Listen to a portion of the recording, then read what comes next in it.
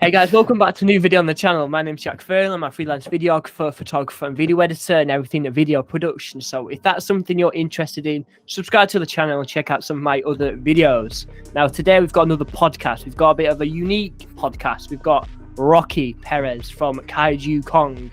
I've been watching this man for 2 years. Since COVID completely changed my life. You know, I was a bit of a bedroom dork, you know, fucking playing GTA all day, didn't really have any direction in life. And this man came on my fucking, I was going to say For You page. I'm watching too much TikTok. He came on my feed, clicked on one of his videos and just fucking binged from there. So now we're going to talk about how to go monk mode and how to build something in like without distractions, you know, partying and sort of stuff. Especially with this modern age, you know, like, you know, you got TikTok and you got Instagram Reels and YouTube Shorts, I think now. You got all this sort of new stuff and how to actually cut out all the noise and go full on in, like kind of like introverted and Sigma male style. So, Rocky, nice to have you on the podcast. All right. Well, it's great to have this time with you, my friend. So let me ask me any question. Let's get on to it. Yeah. So first things first, who are you, and what's a bit of your background? Oh, okay. So well, on YouTube, you can find my YouTube channel. My name is Kaiju Kong, but my real name is Rocky Perez. So you guys can call me Rocky. A little bit of my background. Well, currently I reside in Portugal, but I'm originally from the Philippines. But I would actually say that I'm more of a citizen of the world, because even if I was born in the Philippines, I lived in different countries throughout my life. Let's say I lived in my life now, I could say that Portugal is my actual home, because I've lived here for 6 years now. I've lived on in the Philippines like maximum 4 years. Then I had to jump to Vietnam because my dad was an expatriate. He was working in the pharmaceutical industry as a sales manager. Yeah. So he was always constantly jumping from country to country, and basically us as a family, we tagged along. So from Philippines, we jumped to Vietnam back to the Philippines back, and then Philippines to Singapore. And then Singapore, I separated from my family, and then I studied in Switzerland to pursue hospitality management, to run hotels, restaurants, all the things in hospitality. And then that brought me to an internship in Thailand, Portugal, and then now back in Portugal after graduation. That's amazing. You know, it gives you this richness of life, doesn't it? It's something you just can't get while staying in your bedroom. Even in your country, you know, you can go different parts of your country, but go and actually experience different cultures, different religions, and different ways of life. It's amazing, isn't it? It just gives you that richness that just makes you more appealing to everyone, opposite sex and people alike. So yeah. So a bit about actually where yeah, all right, let's go into kind of like the Sigma male kind of like introverted way of life. How did you get into that? Well, to be honest, let me backtrack a bit, because I have not got this sorted out exactly in my head. But if I go back into the timeline, the exact pinpoint where I can say that I found the Sigma male was just looking through YouTube. Because back in university, this alpha male type of term started getting more popular. And everyone, of course, wanted to be the alpha male. Nobody wanted to be the beta male. It was like a dichotomy, whether you were beta or alpha. And there was nothing in between. There was like nothing. There was no other selection. It was either you were strong or weak, alpha or beta. So in university, yes, I looked at the alpha traits and I was like, yes, that's something that I have. That is something that I have. But there are certain things like the extrovertedness and wanting to get out there all the time. And kind of it sounded like, for me, if there are like any people who resonate with the alpha male, they would say like, okay, this guy's being a bit mean. But then I would say, like, when I looked at the alpha male traits, I was like, but that's kind of like a douche, you know? It's like a little bit of an asshole. I felt like more controlled, especially because I've been through all the countries, and in different countries, you know, different cultures, the East, the West, there are different things that are considered standard. Like in the East, let's say in the West, like in America, maybe in Western Europe, They would think like someone who is talkative, who is assertive, who is a go-getter. That's alpha trait. Those are alpha traits. But actually, in the East, let's say in Japan, China, the guys who stay silent, guys and women who are usually silent, controlled, composed, they just have to point here, point there. They're actually the alphas, and then the rest of the guys, like the followers, the minions, the mobs, whatever, they will go do their bidding. All they have to do is just point a finger. It's usually like the assistant doing the talking or whoever else doing the talking. So it's like, wait, this alpha thing does not make sense. Makes sense maybe in the West, but not necessarily in the East. And I came from both backgrounds. I was raised in the East, but then also had some, got in touch with the West. So I was like, okay, there should be something in the middle. What is there that's in the middle that can pretty much not dominate, but be a dominant figure in all aspects? And whether you go to the East, you're going to be productive, you're going to be effective and efficient. Whether you're in the West, you're going to be productive, efficient, effective. And then I was looking through some videos, and then suddenly something popped up. I think it was Anthony Spade or what's his name, Elisha Long, and people talking about Sigma Male. And so I looked at the threads and I was like, yeah, that's exactly what that's it. The introvert, and by nature I am an introvert. When I grew up, I was more of an extrovert, but then there were certain traumatic experiences that kind of made me more conservative, made me more like, okay, I cannot overstep my bounds. And they were really like traumatic at that time. Because I'm sorry if I'm rambling a little bit. This is how I usually no, it's fine. Go on. I love it. On my YouTube videos, what technically happens is that I release like 10-minute videos. But then what actually goes on behind the scenes is that the actual raw video is like 30 minutes. And then I try to make a title for the video. And I was like, okay, according to the title of the video, I have to cut down the excess. I have to cut down the ramblings that I do that goes off topic, that does not have anything to do with this. So that's what happens. So yeah, let's say one traumatic experience. When I was in Vietnam, I think I was like 5, 6, 7 years old, 6, 7, maximum 8. I studied in an international school. Well, you got a lot of different cultures, a lot of different people. The teachers were all asking us to participate on, like we were basically mingling all the time.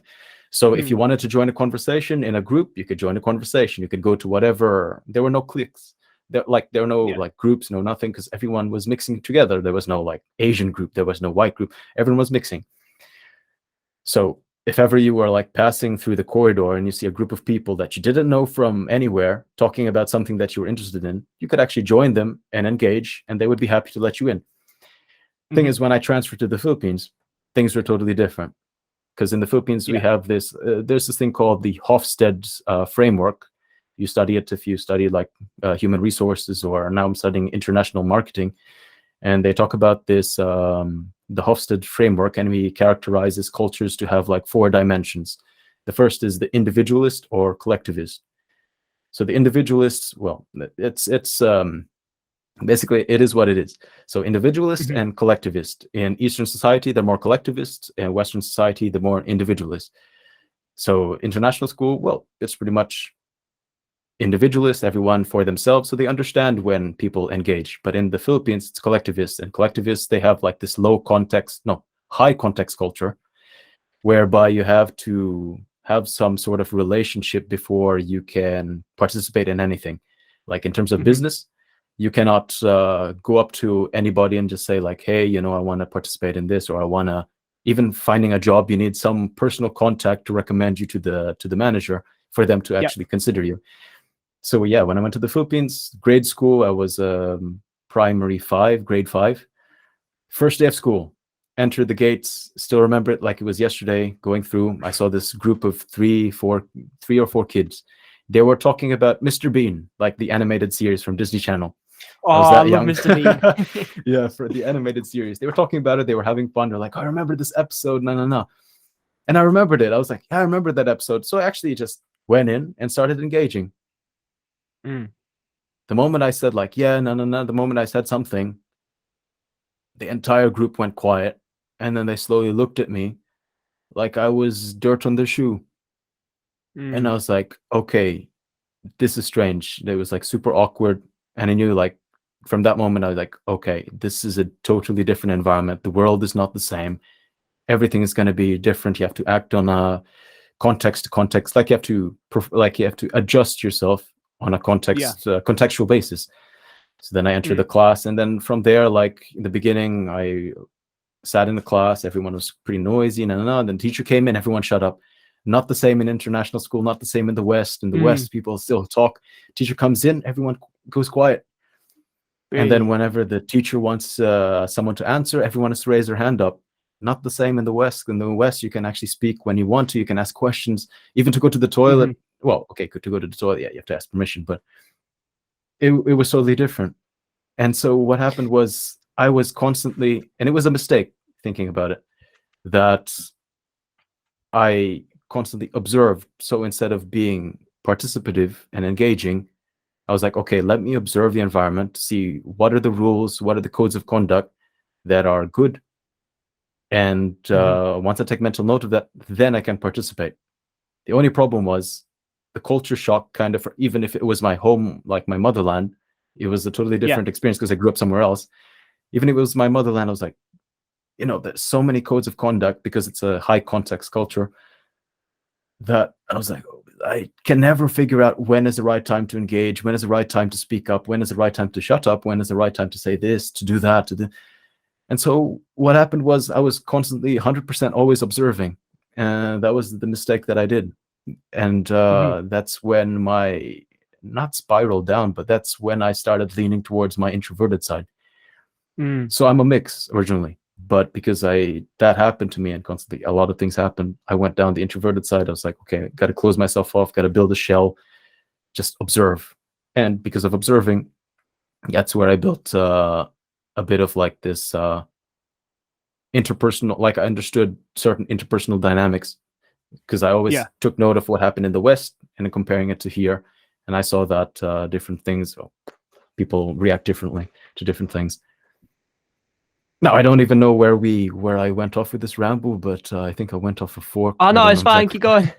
I like, honestly, man, I ramble all the time. It's amazing because you just add more to the conversation. Like it's perfect. Yeah. So yeah, it was just basically that. So I'm actually, the interesting thing is I was born and I grew up to my earlier years as a very extroverted person. But then I became an introvert because of the circumstances. So there were always so many videos on YouTube coming out was, are Sigma males born or are Sigma males made? And I was always thinking like, you can be both. People were always saying you can only be one or you can only be the other. Most people say Sigma males are born because introversion is a trait that many people, I understand why many people would say that introverts are, or Sigma males are born, because they grew up and their environment, the context, because it comes to two parts, it's nature and nurture. And at a certain age, once you pass a certain age, nurture becomes more important and more effective to how the person turns out, contrary to nature. Because I've seen so many extroverts who became introverts, and I've seen so many of the vice versa happening, who are born introverts, but then they actually became extroverts. Like I can say, like a cousin of mine, he grew up super quiet, because I remember him, we were young and we were always playing. He was always the kid who just kind of joined in quietly, never said anything. But then now he's like, he does a lot of things. He's always talking. He talks more than me now. And yeah, I've seen a lot of that. So if, as I said, like Sigma males, are they born? Are they made? I believe that both can happen. It depends. Depends on how dynamic and how you were brought up, basically, because you can have ingredients. They can put, like you've seen the shows on YouTube, sometimes they say like a Michelin star chef or a beginner chef using ingredients to make a dish, and they would actually swap their ingredients. So you can have the same ingredients but come up with a totally different outcome.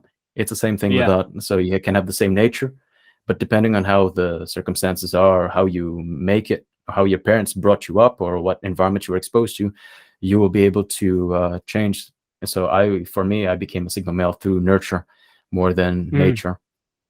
And it was always, it was always that, because I always look back at the time and I was like, I used to be more confident.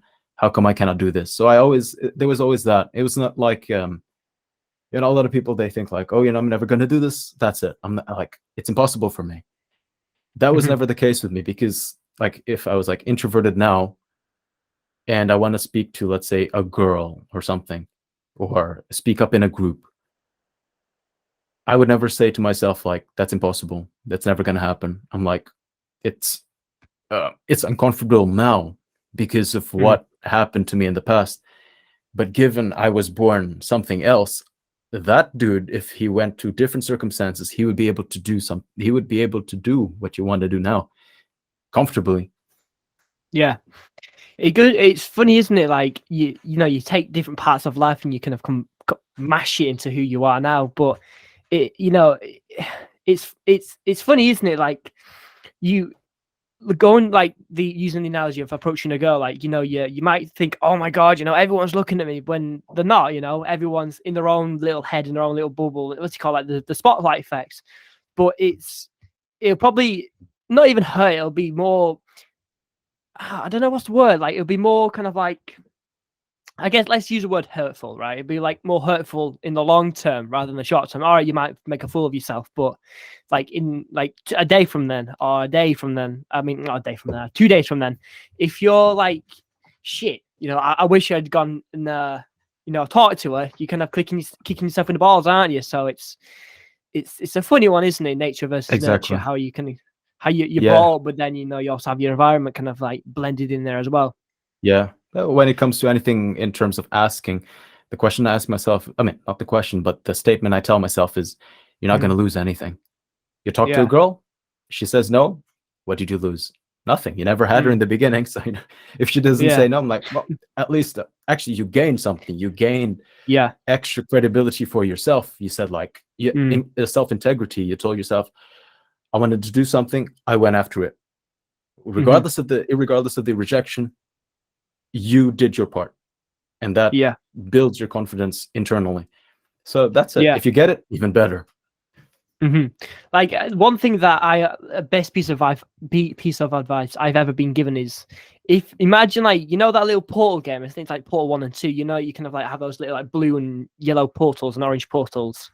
I don't remember the name of the game, but you have these portals and you place them down and like you can walk through them. Imagine if one of those little portals is placed down there and like the best version of you walks through, and you instantly know, what kind of relationship has he got, what kind of like body has he got, what does he eat, what does he think, how does he act, and just kind of like just become that, because deep down the kind of person you want to be. So just become that person, like, and then it's kind of like fake it till you make it, isn't it? Like you might not be who you want to be now, but in a month from now, even a week from now, you're gonna have small little changes on who you want to become. And it's a good piece of advice. Like another Definitely. one that helps me is like, what if? Always ask yourself, what if? If I do go and talk to that girl, what if? Oh my god, what if she rejects me? But what if she ends up liking me and she gives me a phone number? We go on a date. She ends up being my wife.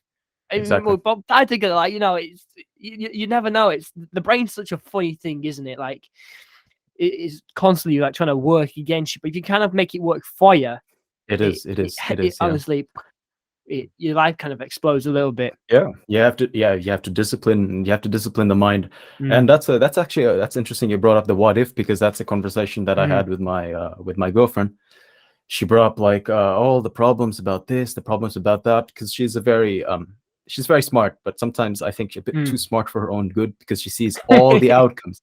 I tell her I'm gonna do this, I'm gonna like work out, then I'm gonna do this, then I'm gonna do this, then I'm gonna do this, and she's like, that's too much in a day. You're gonna burn out. I'm like, if I burn out, then I Yeah. burn out. But I want to try. I'm going to add on to the plate, build the momentum, because it's sustainable. Once you build the momentum, like piece by piece by piece, it's gonna happen. And she thinks about like things 5 years down the road, 10 years down the road. It's important to have that type of mindset. But as I told her, I would not end up here in Portugal because I went through so much struggle, so much challenges, that if I look back. If I were myself 10 years ago, and I knew exactly the struggle and challenges that I would overcome to get to where I am now, I wouldn't do it. I wouldn't do it, because just the fear and everything that's surmounting you. Sometimes, they say like, have the balls. Balls somehow, well, have the balls, yes, but then somehow there's like a little element of stupidity in a sense. I wouldn't say stupidity, but like an ignorance, like a bold ignorance of what you're about to face, because sometimes what you're about to face as a beginner looks insurmountable. But then what you have to understand, like especially for the young dudes, like you progress 1%, 2%, 3%, 4%, 5%. It's like a game. Like there's all levels. When you begin, you look at the boss who's level 100, you're like, I can't ever do that. I can't ever beat him. But then once you're like level 10, you beat the minions. You're level 20, you beat the stronger bosses. You beat level 30. Sometimes we give too much credit to the threat, to the challenges, but we rarely give ourselves the credit of development, of being able to improve. So I told her, like, you can say, what if? That's who we are now. But when we develop, we build certain habits, we get more money, we build whatever, those things will be much easier.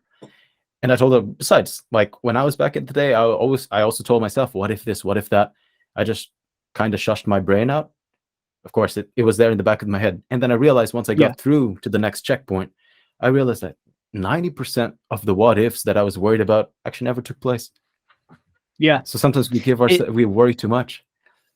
Yeah, it's funny, the brain, isn't it? It just 1,000 different directions every single minute. It's like, oh my god, just overload sometimes. But and then it just kind of like goes into the things of how do you calm your brain down. There's like I've got certain things that I do to calm it down. Like, all right, shut up. Like it's kind of like having not a digital talk, but like a self-talk with yourself, kind of like just talking to your own brain. It's like, all right, shut up. Okay, you know what?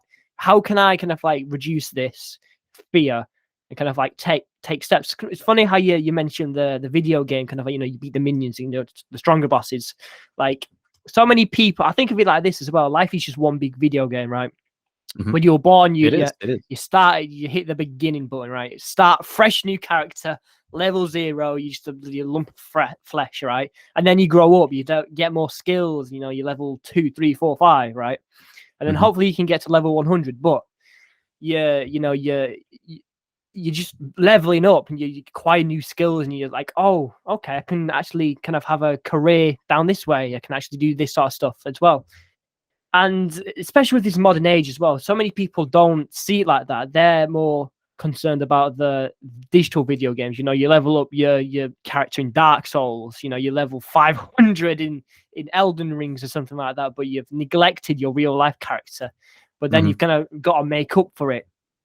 Yeah, it can be a bit of a struggle. Like I've had to kind of make up for my past kind of like couple of teen years, because I was always the quiet, insecure kid at school. Like I didn't speak to anyone. And I was like kind of like, oh shit, I really got to do something to turn my life around. And then obviously I watched your videos and stuff, really helped me. And I guess kind of bouncing off from that, like how, if someone is like in my situation or my previous self situation, how can they kind of like take a little bit like small steps to kind of like becoming the better version of them? Like they might think, oh, I don't even make my bed in the morning, I'm kind of living in a shithole. I'm just going to school, going to work just to, get by, just grow old and just playing for the weekend. Like how can they kind of like turn their life around slowly but surely without actually kind of like relapsing, I guess you could say, and falling back into old habits? Well, from personal experience and constant ups and downs. So sometimes I felt high performance, many times I felt low performance. But personally, I believe with experience that sometimes you just got to add a little bit on the plate, just like little by little. Because some people, they see self-development. I forgot, like I was going to jump in at one thing that you said in the past, but I just let you talk. I forgot what it was. But it's just like little by little. Sometimes you just, okay, day number 1, make your bed. Day number 2, make your bed plus something easier. Day number 3, make your bed plus something easier plus something else. Day number 4, make your bed plus something easier plus something else plus something else. And if you don't feel comfortable, just stick to what you were doing the previous day. So just like add things, which is what I'm doing now. And that's what I told my girlfriend. because I'm starting to add things back to my life to build the momentum. So now, like every single day, I work out. Then before I was just studying. Then every day study, working out. I even went for a gym membership because that for me, gym is kind of like a personal taboo because Mhm. I never really agreed with weights. Yeah. But because I was always doing calisthenics, body weight workout, then I went to the gym because I wanted to build like certain strength. There's certain workouts that you cannot do on bars or with body weight that you can do in Yeah. the gym. So I just got a gym subscription. So I went to the gym, going to the gym almost every day, at least 6 days a week. And then now I'm doing something else, and then I'm doing something else. Then I'm telling my girlfriend, okay, so this, and that. Then I'm gonna add this one. Then I'm in the future I'm planning to add YouTube. Then she told me, no, Mm. that's impossible. Then I was like, nah, I'm sorry. I'm like, I know you mean the best. Like you are afraid I'm gonna burn out, but if you're saying that I cannot do this, then you don't really know me very well. I'm sorry, because like people are different, and Yeah. there are some people who are. I did a previous video on this. Like it's like comparable to cars. Some people are supercars, and some people are like Mm. normal city cars. City cars, Yeah. they can I only remember pump that one. up a maximum speed of this much. Supercars can pump up a maximum speed of much, much more. How do you Mhm. know if you're this or that? You gotta test it. Some people, they can go like super fast every single day. You're wondering like how do these guys have multiple businesses and they're fit and they have a wife and they have a family? How do they do that? Because maybe they are just built different, and sometimes we just got to accept that ourselves. But for the younger dudes out there thinking like, okay, I'm at day one, what am I going to do now? Just try. Just like, what is the immediate thing? Like, let's say because for many young dudes, you're not really concerned about maybe some people are concerned about the grades. Many Mm. young dudes, well, it's built into our nature. We want to attract females, something like that. We want to attract a Yeah. mate, want to get a girlfriend, want to get a wife, whatever it may be. So that's constantly, it's written in the DNA of dudes. Um, so then you look online, you're like, what attracts a female? And they say about like, oh, the tenets are like style, physique, money, status, all these things. So you think like, which of those things that are credible can I tackle now? It's like a game. Like, these are the 5 main goals, main objectives. Okay, let's go with body. Let's do body. With a game, you go to the first mission. You're not gonna battle the boss on the first mission. You're gonna Mhm. take down a lot of things, a lot of submissions before you get to the boss round. So before Yeah. you get to the body, you're gonna have to do like little things of work. And I think it's more about the motivation. That's why, like, I that's the thing. Like with monk mode, the reason why I did monk mode back then was because I wanted to clarify my mind, get control of the body. But in the background, there was that need to actually come back into the Mm. workplace from COVID, because I was COVID when I went to the monk mode and actually started Kaiju Kong. Yeah. Yeah, because the funny thing was, like, when I went into the workplace after the lockdown finished, they all called us Mm. back to work. I went to workplace. Everyone was talking. Oh, what did you guys do in COVID? What do you guys do in the lockdown? Oh, I was smoking weed and we were just watching movies. We were just watching Netflix, and I was just like smirking, passing by them. I was like, yeah, you guys. Throughout the COVID, I managed to get a couple of thousand subscribers on my channel and started earning me money. Yeah. So there's the difference there. So it's like that was there's the difference between how you spend your time. Everyone has 24 hours in a day anyway.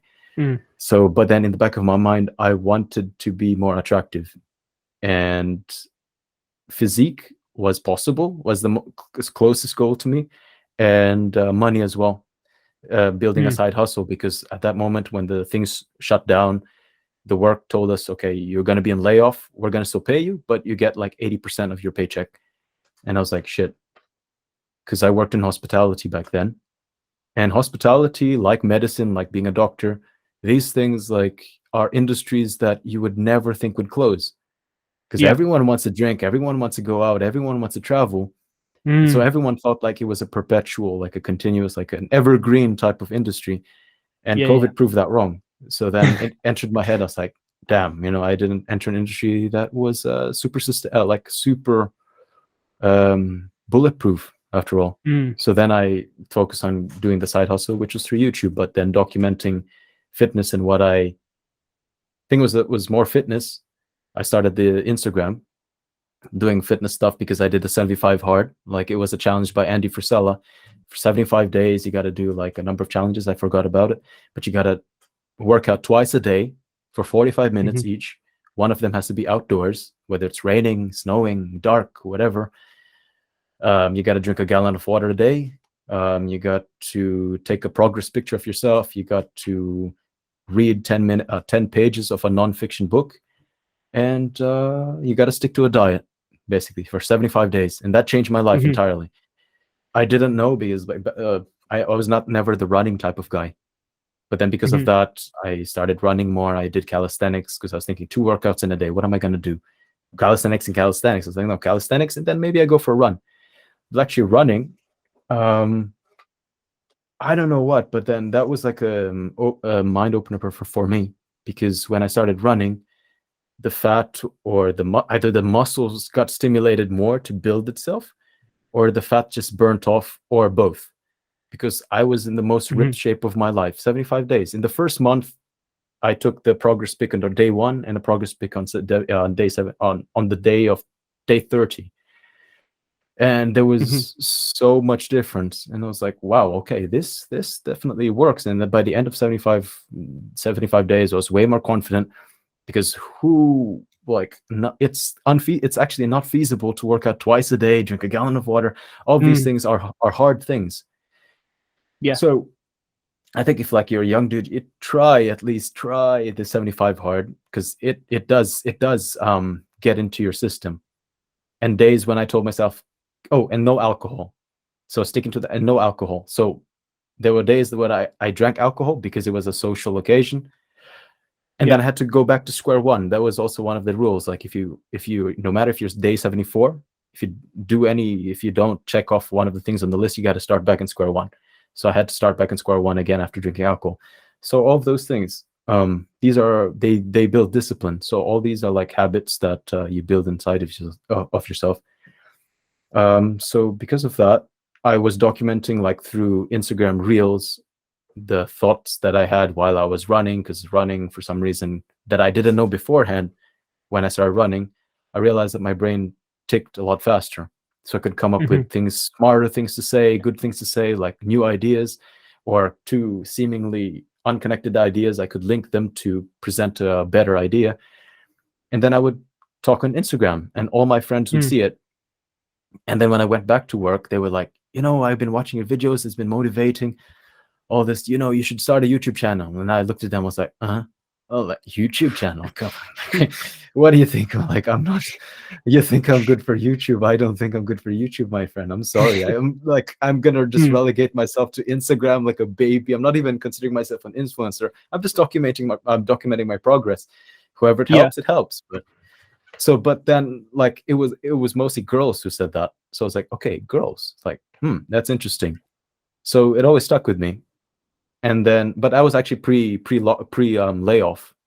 I already started doing 75 hard pre layoff, and then once they laid us off, I just continued. Like the first month, I did jack shit, nothing at all, just relaxing, chilling out, watching movies, watching stuff, maybe playing video games. I forgot what I was doing, but it's just chilling basically. And then the second month of layoff, I started getting like itchy, like my hands started tingling. I was like, okay, like I got to do something with my life. I can't just sit here. And I think it's also a part of the mindset of a person, because you could be a go-getter, or you could just eternally chill. Because what's the difference between a guy who on the second month is like, okay, I got to do something, and I cannot just be consuming. I got to create. And it's like what determines a man, and a man has value that he creates. It's like what separates a baby boy from a man. Baby boy just consumes, he never creates anything. But then once, like, a determinant of who a man is a man takes responsibility. A man creates. He does not just consume. He provides for his family. He provides for more. The more people that he provides for, of course, the better. So then that's the difference between one guy who said, like, okay, I'm tired of this, I got to do something, I got to create something, or got to work out or at least improve myself. And the other guy was like, oh, what did you do? I just smoked weed and was watching videos the whole time. Yeah.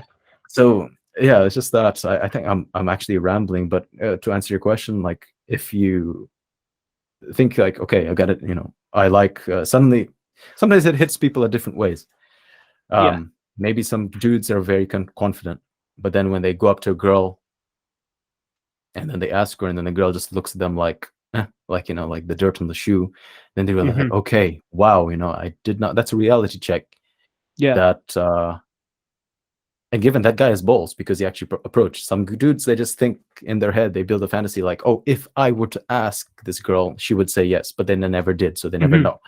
So they live in a fantasy. But if you live in a fantasy, you're just living in your own world. You're in your own bubble. You got to try things in the real world. You like study theory, study whatever, and then you manifest it. And then if your manifestation, your pursuit, your trials to manifest something don't work, you got to look at, okay, what did I do wrong, or what can be improved? And then it's just trial and error from there. Build a better body, build this, build that.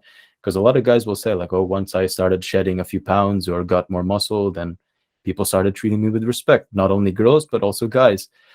It's it's the same thing.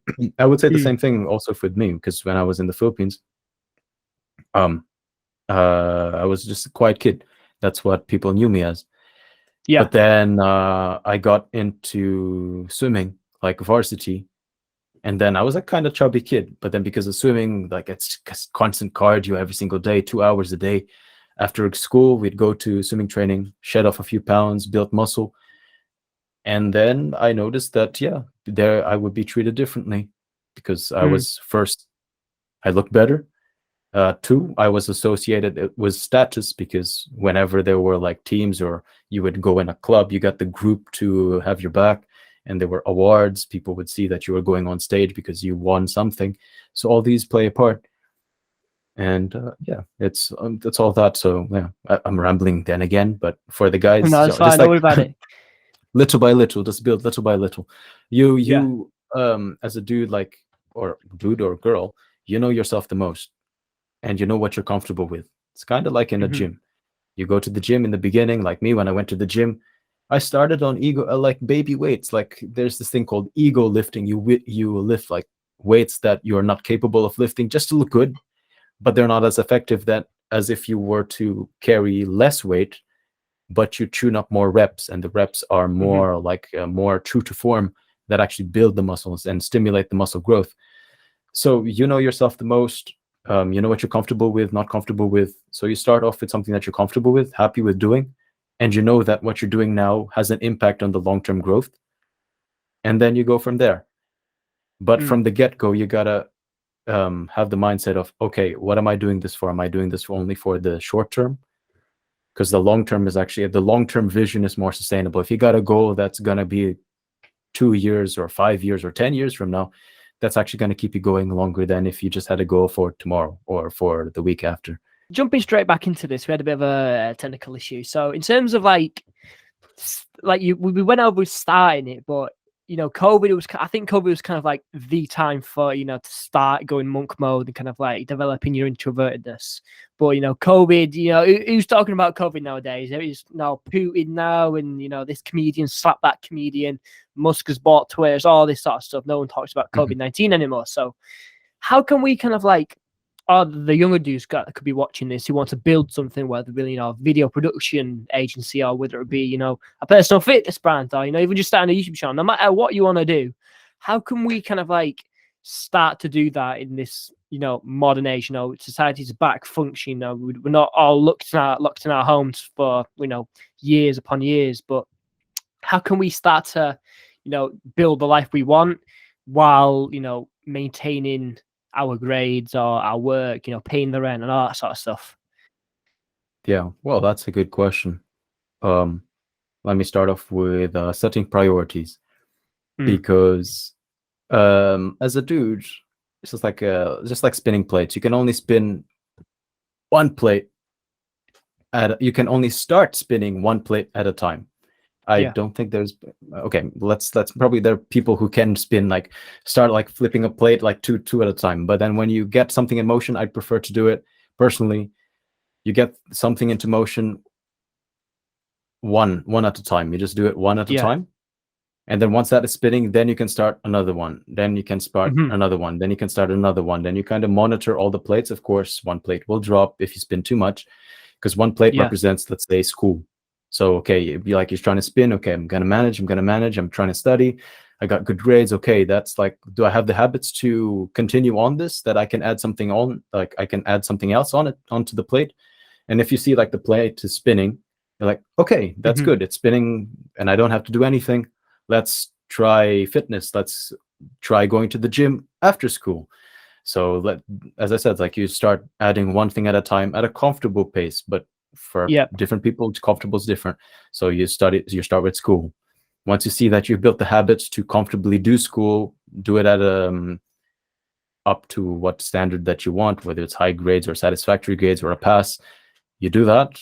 Once the plane is spinning, you got the habits dialed down. Then you add something else, like maybe you join a sports club or a martial arts club, or you just go to the gym. Then you start Hmm. spinning that plate. In the beginning, it's gonna hurt. It's gonna be like, oh, okay. You go back home from the gym or from practice, and your body's all sore, and you're thinking to yourself, oh, I still got to study. I still got to do everything else. The beginning, it always hurts. Workout, everything Yeah. always hurts. But then once you start doing the same thing over it again, you come back from the gym the next day, it doesn't hurt anymore, but you know that you're building something. So you got the school plus the workout or the sports club spinning, and then you think to yourself, okay, can I add something else? Like look at your schedule and like, okay, from here to here I'm in school, from here to here I'm in practice, from here to here I got free. Hmm. Many people would think like, okay, that's my time from, let's say, if you got practice or gym till 6 in the evening, from 6 till midnight, what are you going to do? Many people will just sit back, relax, have watch TV, Netflix, video games. If you're tired, then again, it comes with the long-term vision. If you really have the hunger and the mindset to actually want to improve, it all starts with the hunger, basically. And that's the Yeah. problem with modern day society, isn't it? We Mm. are living very comfortable lives Yeah. that we don't necessarily think that we need anything. It's like Maslow's Yeah. hierarchy of needs. In the bottom, it's like the what do you call that again? The physiological needs of food, Mm. water, all that, and then above physiological needs, security needs, some shelter, all that, and then afterwards social needs, and then self-esteem needs, and then self-actualization. Hmm. Many people, they jump to self-actualization, or Yeah. many people, they already have everything. That's why like all kids nowadays, or everyone else, we're all thinking like, oh, I don't they always think like, oh, I gotta have purpose in life, I gotta find my purpose in life, I gotta do something that I'm passionate about, because all the other lower ones are already satisfied, whether by us or by our family. Hmm. But in the past, that was never the thing. Actually, the interesting thing, as I'm not sure if you know, but they did like research. It's funny that we have gone up this pyramid to such an extent that everyone is asking for what's the purpose, the passion in life, and trying to reach to be the better version of themselves. That's what you always Yeah. hear. But then there was a time back then where they're like, you know, forget self-actualization, forget finding my purpose in life. All I want is bread on my table. All I want is like food on Yeah. my table. And because of this, it's like there's a lot of, for me, I always found it interesting why there's a lot of cases of depression nowadays. Mm. When they did research on tribes, like back in the like tribes that actually hunter-gatherer tribes, on males and females, there's no record of depression happening among them, because every single day they're in the bottom rung on they want food and everything, and they just want to build shelter. Yeah. Everyone has a purpose. Everyone knows what they got to do. They wake up, they're like, okay, I got to Mm. go hunt. I got to provide something. Now everything is provided. We're very comfortable. So now we want the next level, but sometimes the next level is not necessarily something that we can, not necessarily something that we can attain yet, because we did not build the faculties, or like we don't have the foundation to actually attain them yet, because we live in a Yeah. comfortable life. Um, let's say provided by our parents. Hmm. But if you strip that down, sometimes people are then you start to realize, like you or like me back then, once you go away from your parents, like you leave your house and you Mm. realize like Oh shit. you go into the new territory, you live by Yeah. yourself, and you actually say like, okay, I'm gonna put purpose, passion, passion, whatever, working on my passion to the side, because my main concern now is actually to survive. I got to work to provide something, to put something on my table, and that keeps you moving. That keeps you like that motivates you somehow, and you're happy. Like, you know, like once you get a paycheck, you're like, hey, dad, look, hey, mom, you know, next time we meet, let's get together, have a dinner, and I'm gonna pay for it. And that's something that I think many dudes, many girls actually, also they're proud of. Like when I first got my paycheck, I met up with my parents, and we had dinner. My dad was about to pay for it, and I was like, "It's already been paid. Sorry, no, it's paid by me." That's like super proud. Like when you actually can provide back for your parents. So yeah, it's all this. Like I think that's why depression is there, because we jump a few steps. Like instead of concerning ourselves with level 1, we jump to level 3, level 4, but we are actually not at that level yet.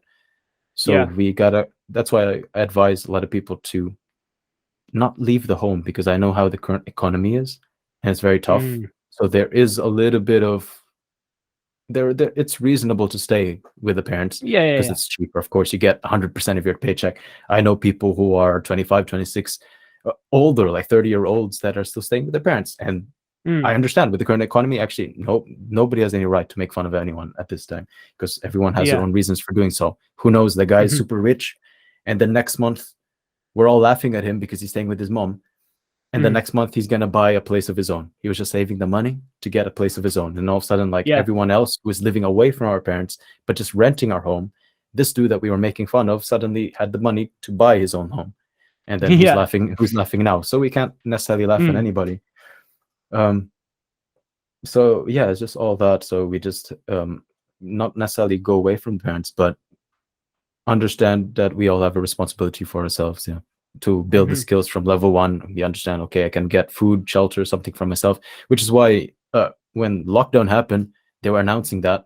And then all this news of toilet papers going missing off the shelves of the supermarket. My God. It was crazy, wasn't it? I don't understand why. Like, of all the things, I would first think rice, pasta, makes sense. Meat, vegetables, makes sense. Toilet paper. Like I can wipe my okay. That's not like we can relieve ourselves, like we can clean ourselves without toilet paper. I don't know why that was the first thing to go. Maybe I'm missing the reason for that, but I don't understand. I don't know. Honestly, I have no idea either. And I actually made a video on that, which kind of got flagged like on Instagram, that I said like everyone like the government announced this, and people are running to the supermarkets, emptying the shelves of the toilet paper. And I said, what do I feel? I'm like, I don't feel anything, because those are like sheep, they don't know how to take responsibility for their own lives. Those who take responsibility will know that that's the way that society tries to control you. Inadvertently. Maybe they're not, they want to make a buck. Of course, they don't try to control you. The supermarkets are there because they want to make money, but this is how in essence society kind of runs and keeps people in check. Inadvertently. Maybe they're not doing it on purpose, we don't know. But I said like, if supermarkets close down, I don't really care, because I know I've practiced how to spear fish, so I can just like dive into the water with a spear gun, catch my own fish, and live off the grid. If society came to that point and everyone is fighting each other because of one slice of bacon, I'm like, you guys can fight for the slice of bacon. I got a sea bass right there waiting for me. I just gotta go and get it. And that's like, I was like, I didn't want to just know how to fish. I wanted to go spearfish, because fishing, you just like lay down there with a beer or something beside you, just like you're just waiting there. And I didn't like the mentality of that. I wanted to go directly into the water to find the motherfucker and then actually catch it. So it's more like a hunter thing, but underwater. So I told myself like, okay, that's one thing. And then I also studied, like trained archery. It's here, which I still train till now. Archery. So I always have this. Funny, I always have this by my side. It's like a recurve bow that doesn't need anything, just needs a few maintenance. If ever shit hits the fan, I'm just gonna get out of this house and and kill something. But yeah, everything in my room, like I have pretty much a lot of things in my room that we were laughing because actually we live on the ground floor here. Me and my friend live on the ground Mhm. floor. That if anyone tries to break in, they can break it. But I told myself, good luck. It's like good luck to the guy who breaks in, because if they try to put their head through the door, they pop their head in through the window. All they're gonna see is a guy with a bow and arrow pointed at him, or like I got well, I practice martial arts. It's Philippine martial arts, so like eskrima, like these two sticks. That's what Mm. I trained for. So yeah, these things are all right next to me. So if anything shit hits the fan, as a man, it's our responsibility Yeah. to So protect the basically, household. anyone watching this, if you think of robbing this man's house, again, you're gonna get an arrow between the head. You're gonna have your head bashed in by two. Oh, that's amazing. But yeah, it's all these things, isn't it, that you don't really think about. It is a real possibility, especially with the intensity of the world and the world economy right now. It possibly could fucking hit shit the fan. And 99%, like, I don't really like using percentages, but a good portion of the world is fucked. They're gone. Yes, They're yes. bye bye. Like even like as ludicrous as it could be, a zombie apocalypse, it's possible. Like viruses are always mutating and stuff. You could be 2 years from now, there could be some sort of outbreak in fucking China or something, and this dude's fucking on this guy ripping his flesh off. I'm like, Yeah. oh shit. And just look at how COVID spread around the world. It is a real possibility. So you got to have these.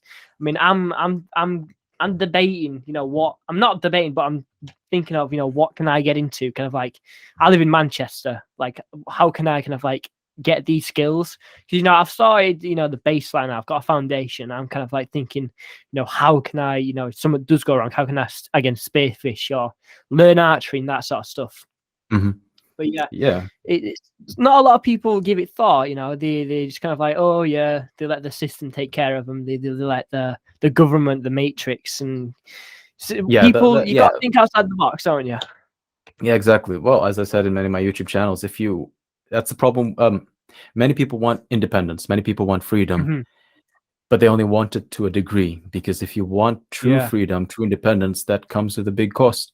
If you want true independence, you want sovereignty. Like even as a country, you want sovereignty. You pull yourself away from another country, just like Singapore did when it was connected to. It was part of Malaysia before, but when Singapore said like, no, I'm a sovereign country. I don't want to have anything. I want to separate from Malaysia. Malaysia said, okay, you guys can go, but we're not going to help you in business. We're not going to help you in national resources. We're not going to send you anything. We're not going to, whatever. We're not going to help you anymore. Mm-hmm. You guys figure yourself out. And Singapore did not have any natural resources. They didn't have anything, but now they're one of the most developed countries in the world because they had good leadership. So it's all about building sovereignty. One tip that I thought, like, back then, my mentality back then was, okay, I always say, like, you take advantage of the system, but never depend on the system. So what I did, like, okay, I want a bow and arrow because I want to hunt. How do you hunt? You got the land hunting and air hunting, and you got under the water hunting. If the land is full of people, shit, okay, I got to go to the water. If the water is far away or the water is, I cannot go in, okay, I got the land. So I got to have both. So what I did was, how do you hunt? Bow and arrow, spear gun, and spear fishing suit. How do you get this? Either you make it yourself or you buy it. Which one's the easier one? Of course, you buy it, of course.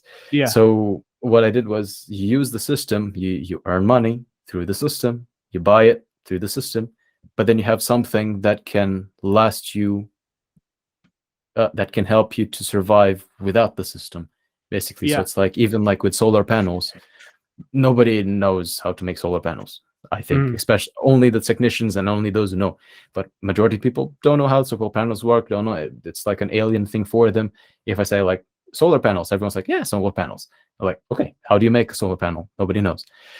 So you got to use the system to buy the solar panels, to do this, to do that, to buy anything, to go out off the grid. You got to use the system.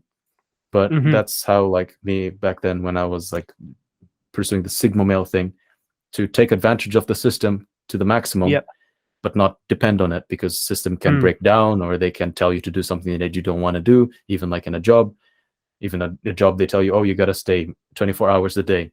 If you have a family to take care of, if you don't have any options, you're going to say, you have to say yes. So that's the problem. So let's hope it doesn't get to that point. But yeah, for someone who has the leverage and says like, oh yeah, I have other options, or even if I don't have other options, I have like solar panels that can last me a couple of months without me having to pay anything. I have an emergency fund that can last me for 1 year, 2 years without me having a job. I'm good. You guys can find some other goon who can work 24 hours for you. I'm not going to do it. But all this, it takes discipline. So yeah, especially the emergency fund. I always was I always bang a about that as supporter well. of the emergency fund. Yes. Yeah. So use the system I mean, to buy stuff. Yeah. Yeah, the video you did for me, how to, like, I really recommend that. If anyone wants to know if they're kind of like about to leave home or thinking about it, I'll link it up here, but mirror effect and all, whether it's up here or there. Go watch it, right? It's fucking amazing. Go run it up, right? But I was brainstorming, I was like, at the point in my life where I was like, you know what, right? I'm getting towards, back end of 17, like 18 now. I'm gonna have to, I'm thinking about moving out. Right? How can I do it? Moving out. Different options. You go get like a 9 to 5 job, because you got how do I play the game? Right? You got to play the game. You've got to survive. How to survive? Get money. Go. Eat. Get shot. All that sort of stuff. Right? How can I get money? 9 to 5 that way. Right? Just then try to build something on the side of that. Or, I can stay here, kind of like build a little bit and or I can kind of like take advantage of the system that everyone kind of goes down. It's like, I'm currently at university, and if I'm being honest, I couldn't give two craps about my degree. I really don't. Like, I've chosen a degree that will help me, but I already know all this shit. Like, these workshops, but learn Premiere Pro. Like, I already know I'm on Premiere Pro every single day. I don't need to learn it. And then since I put in that work, in COVID, learning this stuff, I don't really need to do that. I can use that time to then build something else, this YouTube channel, my business, and that sort of stuff. Exactly. So you jump started. Yeah, you're advanced now. Yeah. Yeah, so I've got this income from my student loan. That's the only reason I'm at university. So I'm like, all right, I don't want to have a 9 to 5 job. I'm not the kind of guy to do that. I mean, I've had a couple, little jobs here and there. Didn't really like them. Just wasn't for me. So, okay, how can I, have an income? All right. Government giving out not free money, but it's kind of like works well here in the UK. Like, it's not, it's not like a normal bet. Bailiffs at your door, banging on your door. Oi, open up! you due like £3,000. Now it's like, it's just extra tax. So it's like, oh my god, perfect. I don't intend to pay most of this back. Kind of like little loopholes in the system and all that stuff. But I was like, oh, this is bloody genius. I've got 36 months to build this thing. And then, once those 36 months are up, shit. Okay, I am really on my own now. I've got to actually do something. So that, taking advantage of the system.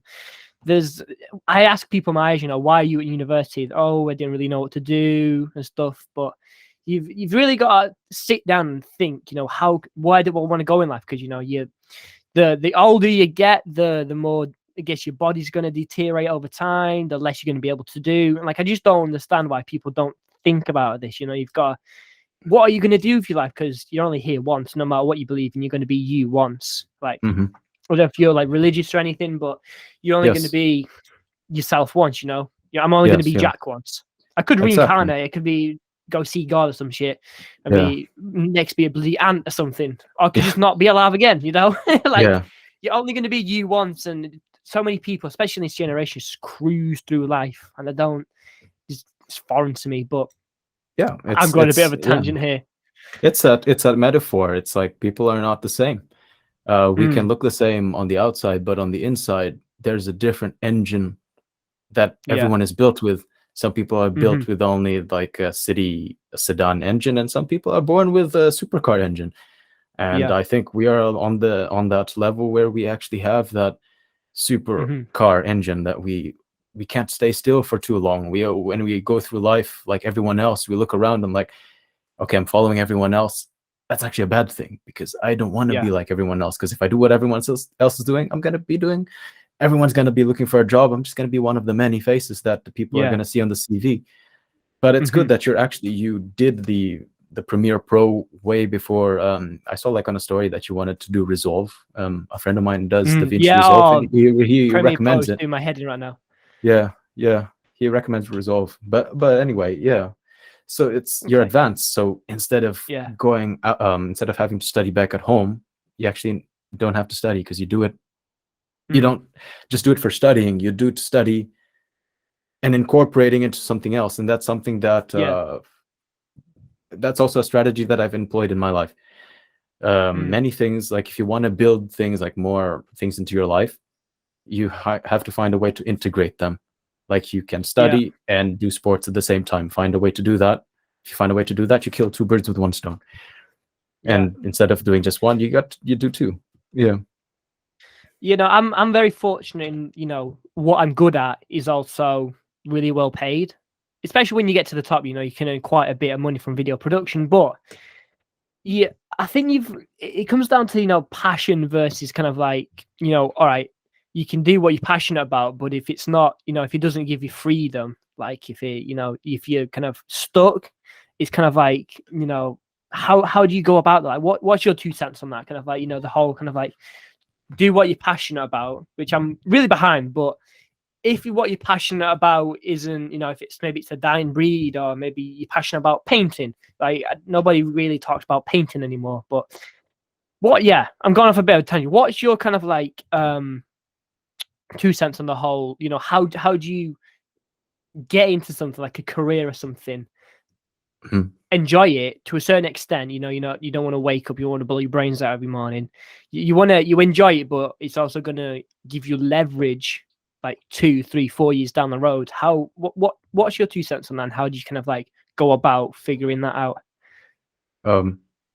If you know what you're passionate about and you're doing it, and you said that you're not earning too much money out of it, well, I would say like if it's a scalable thing, if it's a scalable business, like YouTube, filmography, all these things, they are scalable. Like you can build. There's no limit to what you can earn, actually, potentially. Yeah. Yeah. So you can just stick with it. But actually, it's a perfect segue. I remembered I was supposed to speak on something because you said something that I was like, yeah, I gotta mention that. And then this was like, I forgot it. Then you mentioned that. I was like, that's a perfect segue. Because you mentioned that you were going to university, you were studying, but you didn't really understand the degree. Not understand, but you didn't feel like you were really learning anything. But I'd say just do it. Yeah. Yeah, no, I was just saying, just do it Yeah. for the certificate, because we're here, we're taking advantage of the system. And now, a long time ago, there are all these memes that say, like, there's a picture of a dude back in the day, like, oh, what experience do you have? Well, I don't have any experience, but I'm willing to do. Okay, we got you for the job. And then the other one, like, currently, oh, what experience do you have? Oh, I'm a master's, I have a doctorate. No. I'm sorry, you're not fit. We need someone with this much experience. Come on. Yeah. So now it's really, well, people need certificates. If not certificates, then it's a recommendation from someone in your network. But certificates do count. Like before, a degree was something that let you stand out from the competition. Now a degree is like pretty much what everyone has, and you got to step up the level. It's worthless. Exactly. Yeah. Now people want masters. If not masters, then a PhD. If not PhD plus 10 years of experience. Like, come on. I'm wanting to get exactly. Yeah. I want to get a job to gain experience, but you need experience to get a job. So it's like, okay, that's like that paradox. But getting back to what I was about to say, like you're in university now. I'm just like saying, just get that for the certificate, because that's going to count. Yeah. It's a good thing that you have that. Yeah, it's a good thing to have, isn't it? Like that's exactly. No one can take away from you. It's useful. And if you study like I told this to someone, I forgot who, but a lot of like the athletes, artists, all those people, they rise in fame. They just rely on, let's say, football, them being an athlete. They get money from boxing. They get money from being an actor, an actress, get money from singing. They just focus on that. And then they virtually waste all their money on booze, drugs, alcohol, going to clubs, buying the nice penthouse and everything. And then that's it. They just relied on that income. They just relied on being an athlete. But then when that all tumbles down and they lose fame or they get old, they can no longer perform like the younger dudes can. All of a sudden, everything Yeah. vanishes. They lose their income just like that, back to zero. Hmm. And so, for those who are smart, they got two ways of doing it. They got the passion way, which is the athlete or the musician, or in your case, filmography. They got the passion route Mm. going, but at the Yeah. same time, they got the backup plan, which is what Yeah. society wants, that everyday life and So you pour almost all your heart into the passion to Yeah. guarantee that you have enough energy for the standard, for the backup plan, which Hmm. is what you're doing. So just in case your passion does not work, at least you got a backup plan. You're like, okay, I Yeah. tried my best. I got an injury. I can no longer be an athlete, or whatever. Don't think I can make enough money for the time being because of the economy in filmmaking. There are no clients. So what can I Yeah. rely on? If you don't have a degree, you don't have anything, you're pretty much useless. But because you have a degree in whatever, you Mm. can find the job, you can sustain yourself. Now, Yeah. that's a question of, regardless of whether you like what you're going to be doing or not what you're going to be doing, if your long-term mindset is, I'm just doing this to sustain me for the time being in order for me to reinvest or to survive for Yeah. now till I can bounce back in doing that, then it's actually good. Like Mm. many of the things that I did in my job, I didn't like doing. I didn't like working so long, so many hours. But the money that I earned, I put into buying cameras, I put into buying microphones, I Mm. put into buying, like, upgrading the place that I live in, all these things. Yeah. So yeah, as soon as I left my house, I told myself, I'm never gonna accept anything else from my parents. They helped me enough. That's it. I'm cutting the support cord off. Mm. They can take care of themselves. I'm happy that I'm gonna be doing that, but I'm not gonna accept any handouts, nothing. I'm on my own. Yeah. So of course, the job that we get into, it's better if you like what you do. Of course, that's the Hmm. dream. That's the unicorn job, but not everyone is fortunate to have that. Yeah. Um, but yeah, like if you have a long-term vision, you just do it. Like you can even wash dishes or something, but you Mm. put or wait tables, but the tips that you earn, everything you just put in the work, and then you reinvest that. So I Mm. always think, like, you can be passionate about something but always have a backup. So it's nice you Yeah. take advantage of the system by having that backup, by having the degree. You're like, right now I'm having I'm studying a master's degree online because I don't want to go all the way to the country, but Yeah. that will give me a certificate in the end, I think by mid next year. So Hmm. yeah, at least I have that. If YouTube or something does not work out, I can always say, like, okay, I can just get a job, earn a bit of money, a bit, Mm. and then go back into doing YouTube. Yeah. Yeah. It's funny, isn't it? Like when you're saying all that, I'm just thinking, like, sigma male versus beta male versus alpha male. It's you can just tell by what someone's doing, what kind of, like, I don't really see it as archetypes. Like the internet's made it cringe. Like, oh, you're a sigma male, alpha male. Oh, da, da, da, da, da. Yeah, Like, yeah. I very rarely talk about this whole kind of, like, passion of mine with other people because they're like, oh, sigma male. Oh, da, da, da, da, da. Like, all Yeah, right, fuck off. it kind of got destroyed by now. Like, there was a time, I Yeah. think it was January of 2021, where there was a lot of hate because someone posted Mm, something on Twitter, yeah. um, saying, like, oh, there's, like, it's not only the alpha or the beta. Now look, there's a new guy in the horizon, sigma male. And then it Yeah. started getting back. I got a lot of dislikes. I got a lot of comments on my channel. Like, what the hell is going on here? Yeah. Then I did some research and I found out, like, because of that Twitter post. But yeah, it is what it is. That's why I consider changing my channel as well. And as a let's say, by definition, they say sigma male is like lone wolf, and I don't necessarily feel like I'm that anymore by definition, because I already have a girlfriend. Yeah. Like, I don't think I can call myself lone wolf necessarily, but it's an evolution. I think the sigma male is a good step to building the mentality, the right foundation, especially Hmm. for introverted men, with the hunger, with the passion, with something that they want to give to the world, Yeah. to develop themselves into better men. And then they find the good woman, because, well, there's so many women around the world. How are you going to know? If you follow the sigma Mm. male path, you'll know. It's like monk mode. That's the reason why I went in monk mode, because I denied myself of all pleasures. I see that you said that you were a religious guy. I can see, like, you have a cross on the necklace. Yeah. You're a Christian. I mean, it's a bit about fashion and a bit of religion too.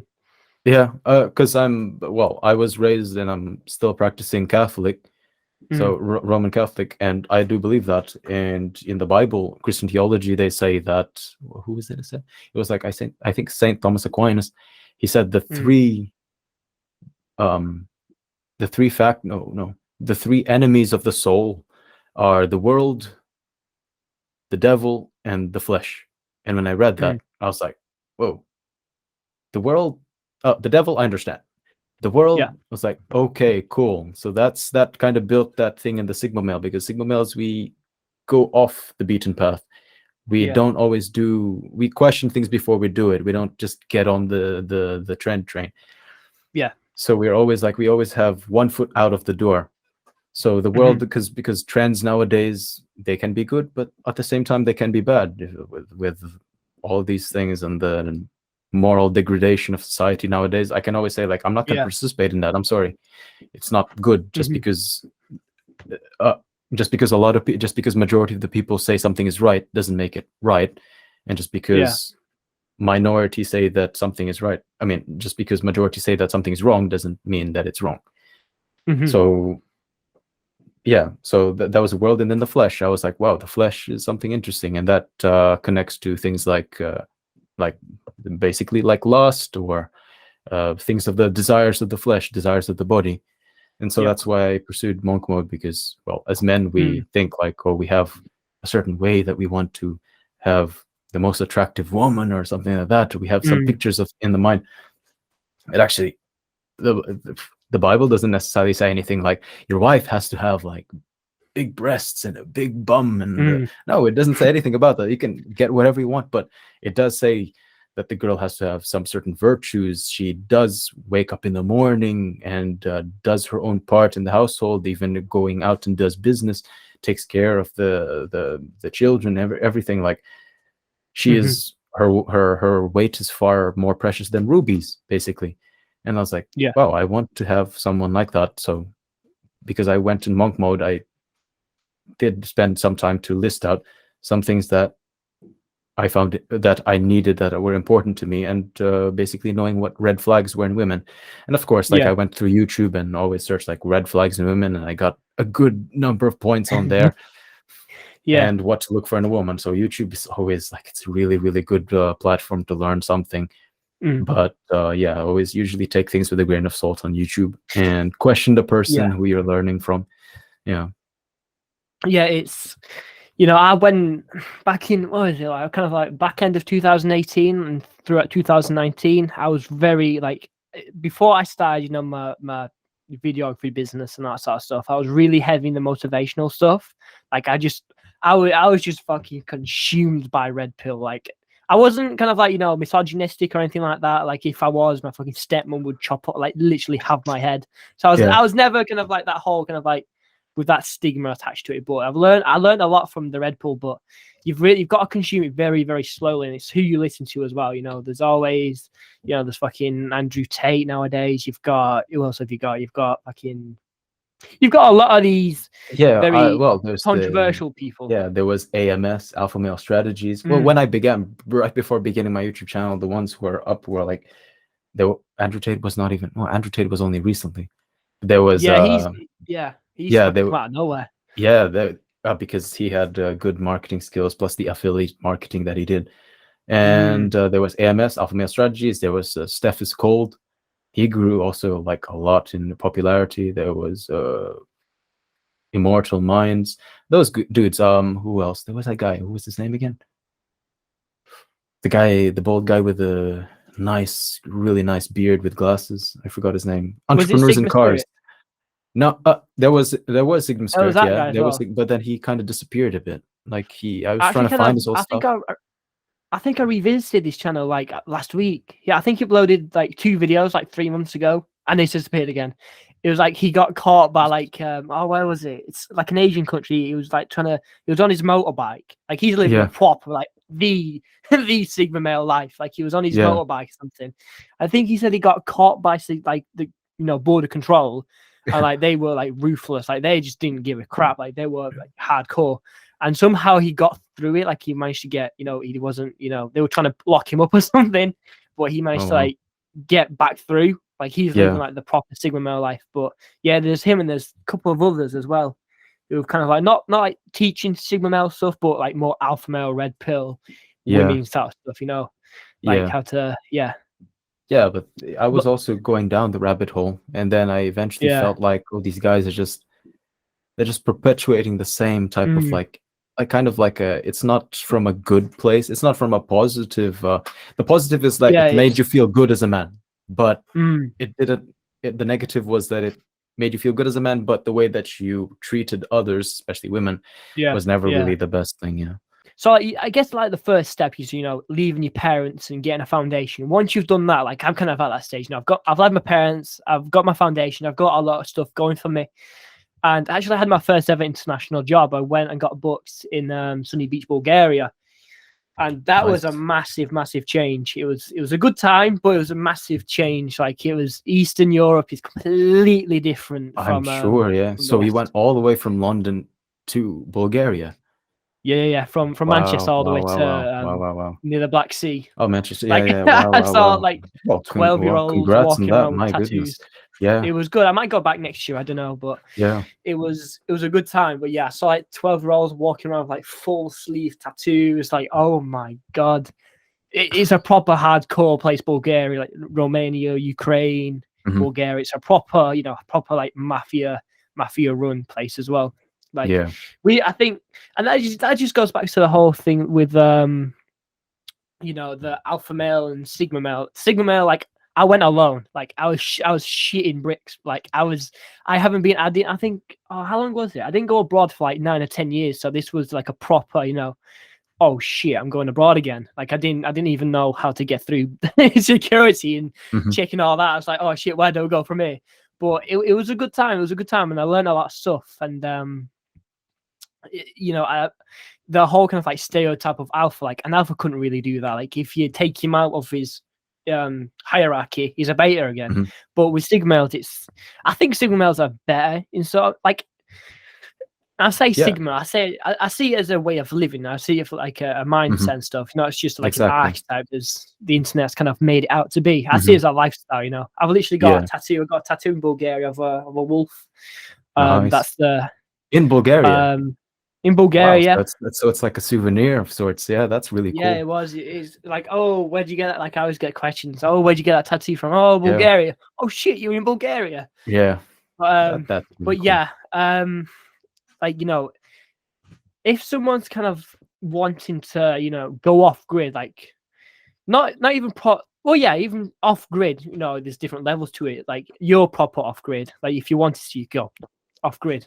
How does someone kind of like from the stage, like where I'm at now? How do we kind of like grow from there, like go into the net, like say we're like you said, like the tiger, the lone wolf, like if we're one of those and we want to become like a kaiju. If you don't know what I'm talking about, go watch your channel, consume, binge, do what I did. So if we want to upgrade, how do we do that?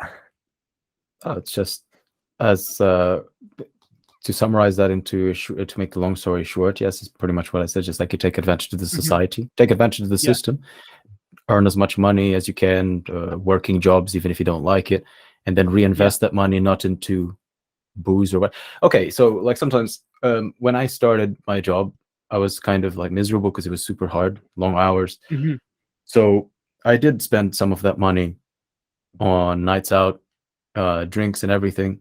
yeah, And then as I matured, there was one moment, like one night, I remember it almost perfectly. We were out, like from the inside. We went out because the bar closed. We went outside to the street. We were still talking, drinking. The other guys were smoking, and I was hmm drinking my beer. And then I looked off into the distance, and I looked at my watch. I was like, it's 4 in the morning.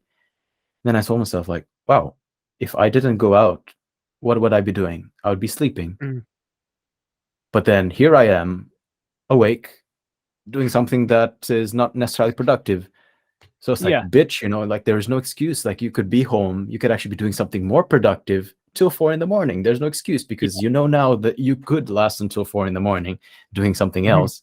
So why can't you do it at home? So it's basically pushing yourself beyond and knowing, living life. because everyone needs to have their own experiences. Like I would never have learned that without experiencing going out or drinking, whatever.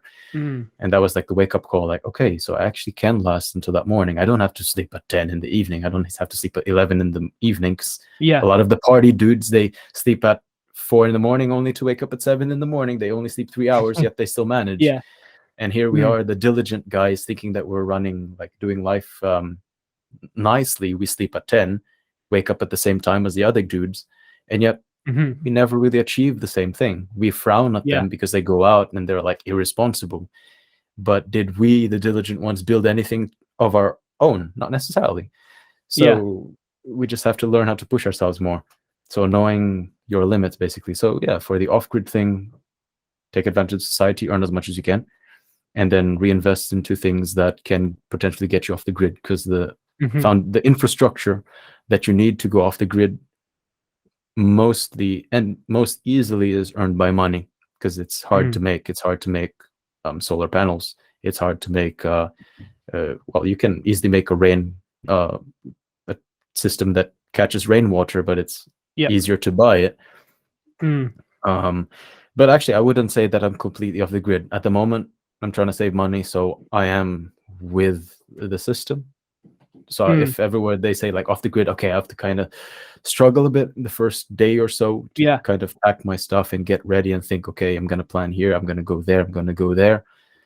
But if that's the case, I can easily get up and go. I have a bug out bag that's with a fully that I check periodically for the expiry dates. That it has like a first aid kit with everything that I need. I have all the knives, everything, bow and arrow, spear fishing kit, everything to survive, to make fire. I have a flint and everything, so I can go. First few days, I'm fine. I know exactly where to go in terms of that. So that's the first few thing for off grid. But a lot of people, there's like this trend that's going on, like the off the grid, like a van life, or the guy that lives in the Jeep. That's the trend right now. Yeah, and you're never gonna get a Jeep if you don't depend on the system, if you don't rely on the system in the beginning, because if the Jeep will never fall on your lap. You got to earn the money to actually buy the Jeep in the beginning, and it's expensive. Well, it's not like you're buying a couple of alcohol. It's fucking like 5 figures. Yeah, so you have to earn the money to get the Jeep, and then earn a little bit more money to customize the Jeep and put in all the features that you actually need to. And then once that's done, then you can live. So it's just a little bit of, depends on what you want or what stage of off the grid that you want. The bigger, the more fancy type of off the grid life that you want, naturally, the more sacrifice you got to put in the beginning. So yeah, that's pretty much it. You just got to earn the money first, buy the things, and then once you got all the infrastructure built, you look at it. Okay, I can actually cut off my electricity line because I don't need it. I got fully sustainable electricity from the solar panels or from whatever. You can cut that off, and you can slowly cut off the water supply. Then you can cut off this, and you can cut off that. But actually, I think the best is the van life or something else. Yeah, that's actually the best. Or just like buy an entire lot, like a plot of land, which I don't know how it is in the UK, but I think in Europe, especially Eastern Europe, or now in Portugal, there are places that nobody's going to think of living in. You can buy a plot of land. I'm sure it's pretty cheap. You set up your own home there. If you want to live alone, best. If you want to take a girl with you, it's a bit harder because the girls, they're not necessarily, up for this type of thing. You got to convince them. So you just build the infrastructure there. You build the solar panels, and then you can live perpetually off the land. You plant fruits, vegetables, chickens. Chickens are especially important because eggs every day. Yeah. Then that's pretty much it. I'm probably going to get roasted in the comments if I don't touch this point. Women, how do you, as you know, the Sigma Well lifestyle, how do you kind of like go about managing relationships and women? Like, the average guy go to the club, spend a bunch of money to actually have the confidence to go talk to her. How do you think a Sigma male should navigate the relationship and finding not even a worthy woman? Oh yeah, a worthy woman. Because like the kind of like relationship you've got, that type of woman is dying. I'm in the youth space a lot right now, and it's a dying breed. There's very few good quality Yeah. women out there. They're all just partying, and like no shade to that, but that's not the kind of relationship I want. I want a long-term relationship, like Mhm. a life partner. I'm not looking for this, hookup culture or this sort of stuff. But yeah, how do you navigate relationships and that sort of stuff, Um, and finding someone? well, that's depends on the person, but it's actually quite a challenging topic. You got to know what trait, because it's different for everyone, what traits you find the most important. But of course, the Yeah. base traits are that the girl has to be someone who is cooperative, who will actually challenge you, not challenge you to the extent that it's hate, but challenge you Yeah. in a way that it's like a skeptical, like, okay, like play the devil's advocate, Yeah. basically. Like you come up with an idea, like my girlfriend does. I say something, she says like, oh, yeah, you sure? You probably might burn out. And I'm like, no, Yeah. because they give you questions that you can actually figure out a solution with before you carry out the thing that you wanted to carry out in the first place. Well, I can go into a lot of topics with this because there's a We lot go of from all. I mean, I've got all the time in the world today, so, and I'm Yeah. pretty sure everyone, the longer this is, the more happy they're going to be. So, Yeah, because, well, it's like you got to know what type of girl you're going for. So let me put yeah, it like start into from the basics. So, who do yeah, you want? Yeah, like yeah, who do you want? And then you got to break down. I'm going to use the metaphor of like zoology here. If you want Yeah. a girl of this type, it's like a gazelle. You're Yeah. not going to go to Antarctica to find a gazelle. So it's the same thing. If you want a girl who has certain characteristics, you know that she's not going to probably be at a club. She might be Yeah. at a club once in a blue moon, but that's not probably where she's going to be hanging out. Is she hanging out in the Yeah. library? Maybe there's more of a chance. Is she going to be hanging out Yeah. at a youth club? Probably more chance. Is she going to be hanging out in the school? Yes, of course, because, well, everyone has to go to school. But how do you Yeah. pick Yeah. them out, right? Yeah, that's the problem. So you got to really Yeah. sift through them. Usually, well, I would not. I don't want to hate on any women because sometimes people think like, oh, she's, as I say, she's for the streets, or women. I Yeah, think there are that's more. that's the big thing right now. Yeah. Yeah, I think women, I can't give them too much hate because women, they're more susceptible to the culture of society than men are. Men, Yeah. we have more tendency to stand our ground and say like, no, I'm not going to do that, or no, that's wrong. Women, they're more susceptible to society because if like the majority say like this is cool, if she does not agree with that, she's going to be shunned. Men fight physically, Yeah. women fight socially. If the worst thing for a woman to feel is to feel left out of the group, Yeah. so she's going to try to fit in the group. And the problem sometimes, like when you fit into a group, you try to assimilate all the traits that the group shows. You maybe hook up with a lot of guys, and next thing you know, that good quality woman who had just the best intentions of wanting to be cool or wanting to find a Yeah. guy the way that their friends said that you should find a guy is now labeled damaged in the eyes of maybe the red pill dudes. Yeah. And they will say, oh, you're never going to find a guy because you got all these red flags. But sometimes we just gotta, to an extent, find find our ways to forgive the women, of course, once she does let us know what happened in her life, Yeah. and all of that. So knowing how women are, we can, of course, kind of relax a bit as men and give ourselves more of a bigger, like a wider periphery, not just searching for unicorns. Yeah. And also that, and also like 9s and 10s in terms of the attractive scale. Yeah.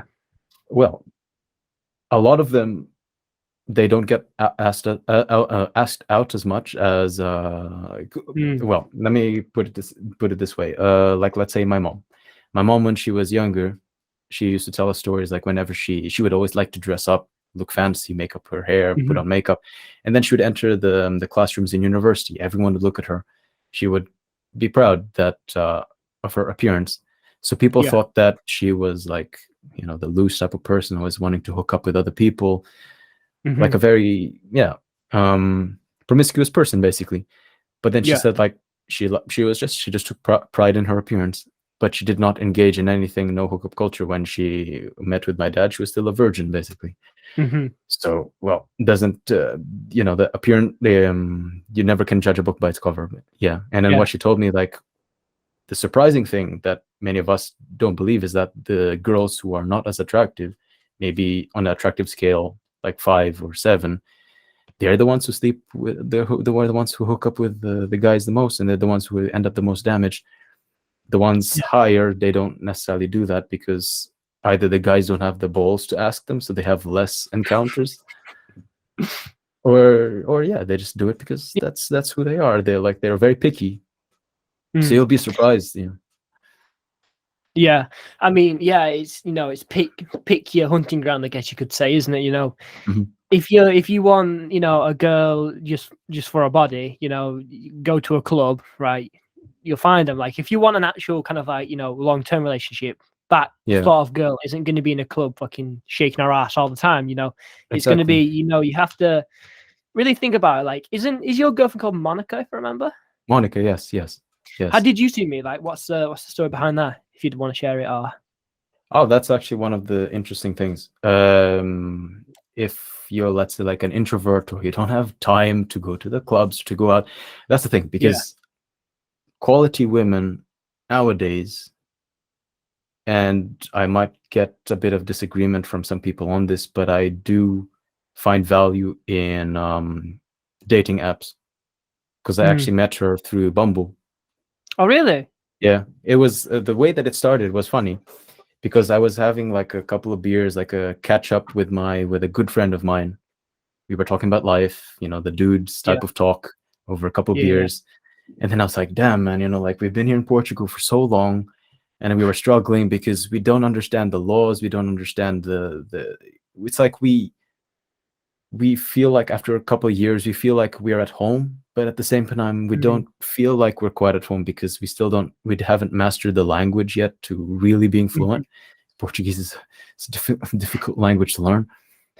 So we're like, and it was like, I was like, what would help right now is to have a Portuguese girlfriend who would show us the ropes, teach us like how the legal Mhm. system works, how this thing works, or if we want to set up, like we want to um, buy a house or something. We're not going to approach it like complete foreigners. We have her, and if not her, we have her parents that she can ask for them to give guidance on how to buy a house, how to function in society.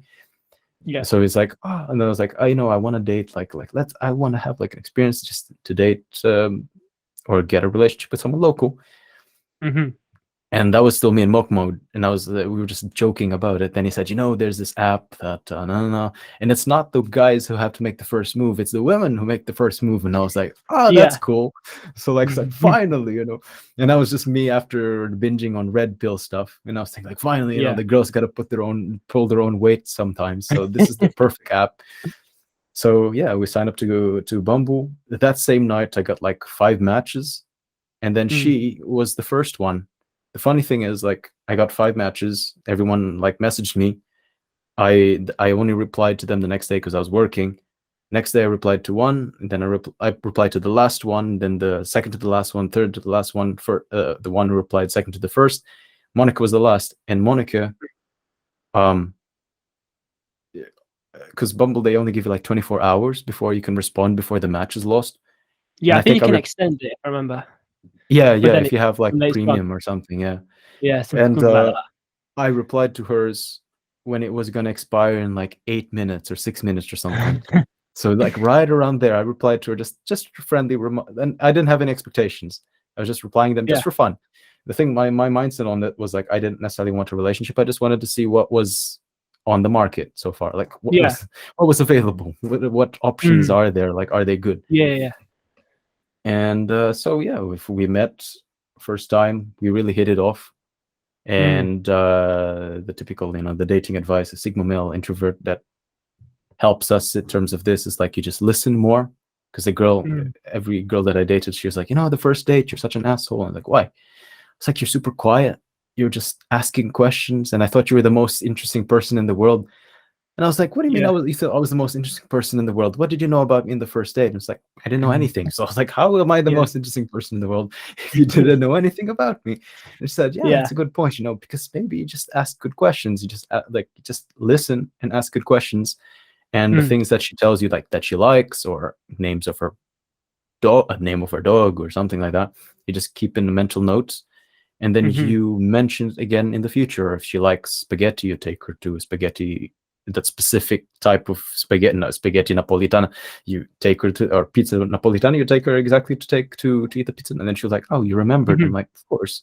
So she knows that you see Yeah. her as important. So like these little days, and then from there, that's where we carried out. And like I constantly, the thing is, like we always say, like girls will shit test us. I'm not sure if the people who are watching this, they know what shit tests are. Shit tests are basically the tests that women, because men like to portray ourselves as dominant and trustworthy and effective and manly men. But probably if girls have experience, they will know that just because it seems that way on the surface does not mean that's what the guy is in real life. So they will actually ask questions or try to test you in a way to see if you're really that type. They'll kind of push the boundaries a bit to see if you're really, if you have boundaries at all. Girls do that, but in my case, I actually did, in many of my dates, I actually do it to the girl more than she actually does it to me. Because in my case, I'm like, this is my time that I'm giving. I know how valuable my time is. Because when I actually dated Monica, if you look at, we started dating in March, I think March 2021. March 2020, end of March, no, April 2021. From April 2021, if you look at my channel, you'll see that the videos started getting less and less. It's because I was dating her. So it goes back to my spinning plates thing.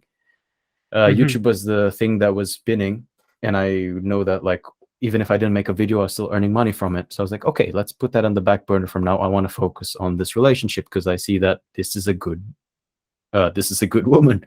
I'm not gonna go and pursue my purpose, because a lot of people say, no, just pursue your purpose and the girl will follow. Actually, not all the time.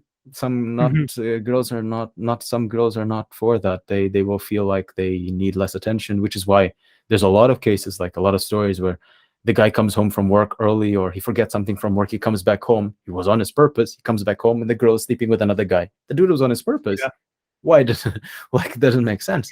So it comes with, like, and then it goes, oh, you never give me attention. I thought, so there's two pieces to the formula. It's the giving the girl attention, making her feel like she's well cared for, that she doesn't need anything else. She doesn't need another guy to provide anything. Provide her on all fronts, plus pursue your purpose. Do it for you, and then do it for her. It's as a guy, we, as we say, like, I pray to God not to give me a lighter burden, but to give me broader shoulders to carry more. Not to decrease the weight, but to give me bigger, bolder shoulders to carry more. It's like with a woman, instead of taking care of yourself, you as a man, you're like, I can take care of myself plus more. So I can take care of myself plus the woman. You can provide. So yeah, and I actually, going back to the shit test part, one of the tests I tested, like, because I don't like a girl who's a party girl. Because if a girl is a party girl and I'm an introvert, I don't like to always go to the clubs. It's tiring. It's tiring socially and emotionally for me. I like to think and be on my own, be at home. So what I did was, I do like to drink wine. So that's the thing. So I bought a bottle of wine, and I drank it at her place. I let her drink, and she only drank a half of a glass. And it's like, that's good. That's good. Like, this is like, she's not alcoholic. And I said, like, oh, you don't want to drink alcohol? I'm like, no, I don't want to drink alcohol. And that opened the conversation to, like, oh, so how is it? Like, you go out in clubs? And she said, yeah, I used to go out and young. Do you like it? Like, not necessarily. It's like, okay. But you actually don't give your opinion, because if you give your opinion and the girl likes you, she will change her answer to suit your opinion. You just ask her a question, be cool. Whatever she's going to say, try not to give any reaction. Just take mental notes of it. Like, oh, you go to the clubs? No. It's like, no, I don't go to the club. Okay, cool. Yeah, okay. No. And I just, as an extra test, I left the wine bottle in her place. When I came back the next time, I checked the level of the water. I checked the level of the wine in the bottle, and I was like, okay, it hasn't been touched. So she hasn't been drinking while I was gone. So it's like, that's a good thing. That's a smart technique. That's really smart. That's a really good thing. And like key things, like when you, of course, it takes a few steps till you get to that, but like when you get to the girl's place, you check, of course, how is the girl's place? Is it clean? Is everything tidy? Is everything organized? Because these things, when I was younger, I thought that girls were super organized, or like Cinderella, everything was in place. God, when I was in university, I went to a girl's room. Everything was all over the place. The clothes are Yeah. just thrown on the couch. And I was like, fuck, this is like Yeah, even makeup's dirtier than there, a there's a dude. brush there, Yeah. I was there's a like, I was fucking surprised. I bra was there. I'm like, like, what? yeah, I felt like I Yeah. thought the guys were the pigs. So like I've seen this. Oh, fuck. There was even like there was a girl when I was when I was an intern back in the day. I lived with three other interns. There was a girl Mhm, in her room. Her boyfriend came to visit for a week, and then the last day she cut his hair. mhm. He left the next day. When I next 2 days after I went, she opened the door to her room. She came out. I looked at the floor, and her boyfriend's hair was still on the floor. I was like, "Fuck, okay." I'm like, why? You haven't swept the place. You haven't cleaned. I'm like, my God. Like Yeah. the thing is like all these things. But so like you have to test like if the girl has her life in order, and you also ask her about her goals and everything and what she's doing, especially if she's struggling, like she says, I don't like Mhm. my job, but I got to do it. That's good. It shows that she's Yeah. determined, that she's disciplined, not like at the Mhm. first stage that she's gonna quit, she's gonna give up. So that's good as a partner, because when you give up, when you want to give up and you feel like you're gonna give up, the girl's not gonna be there and say like, it's fine, I understand, you can give up. No, the girl's gonna push you, and that's someone that you Yeah. actually need to have by your side. Mhm. Yeah. I can name many. I just like I need the right cue and I'm gonna come up with it. But there's so many things that I did just to make sure that the girl was the right type. Yeah, it's about flipping the script, isn't it? They shit test you, but why not shit test them? Like they're not expecting that. There's no dude out here. Oh, hang Yeah. on. Let me ghost you real quick because I'm not because that kind of goes back to the red pill thing, isn't it? Like oh, you need to do this. Don't text her too much. Don't double text. Don't text her a paragraph because it seems you need it. It's Mhm. all these gimmicks. Yeah. What if you actually attract a woman and then a month into the relationship you're not who you're portraying? It's like what was the point? Just be yourself. Like Exactly. that's the Yeah. advice I'm, Yeah. I'm always given by my Yeah. parents as well. Like I'm like, all right, how can I find like a quality woman? It's like, oh, just be yourself. Like they give different pieces of advice, but it's like ultimately be yourself. All these tricks and gimmicks Mhm. ultimately aren't going to work. They will work in the sense if you're just looking for a hookup, like it will work that way. But for the majority of people, I think they're looking for, a good actual relationship. They don't want to, why would you want to waste your time investing to someone if they're not on the same page as you and they don't want, the same, I guess, goals. They're not looking Oh, for the same I think. thing. But yeah, it just goes back to the tricks and gimmicks, isn't it? Girls would shit test you, but if you can kind of find a way to, be different, I guess. And that's just, Mhm. looping back to the whole Sigma male thing. If you live an interesting life, these things come naturally. You don't have to put on a front. You don't have to consume red pill like a madman. Just live an interesting life, and it's all unlimited topics. Yeah. Oh, where do you get that? Like I was out on a photo shoot a couple of days ago, and the girl was like, "Oh, I like your tattoo. Where'd you get it done? Oh, Bulgaria. What? You went to Bulgaria? Da, da, da. It's just live an interesting life, and you don't need all these tricks and gimmicks. You don't need what fucking Andrew Tate's teaching you. You don't need to all this random shit. Just live an interesting life, and Exactly. that just loops back to what do you want to get out of life? Like it all begins somewhere. You might be addicted playing Fortnite for 6 hours a day. You might be watching TikTok 4 hours a day. Your life's complete shit, but you can turn that around. There's always a strength in at your point in life, like I said, growing up, I was always the quiet kid, but I found, strength in that. It's how they kind of discovered you. And ultimately, I think introverts are better than extroverts because you build and stuff, you put in the time that is required to get to that level. Like of the, I guess, billionaires and all of the guys at the top are introverts.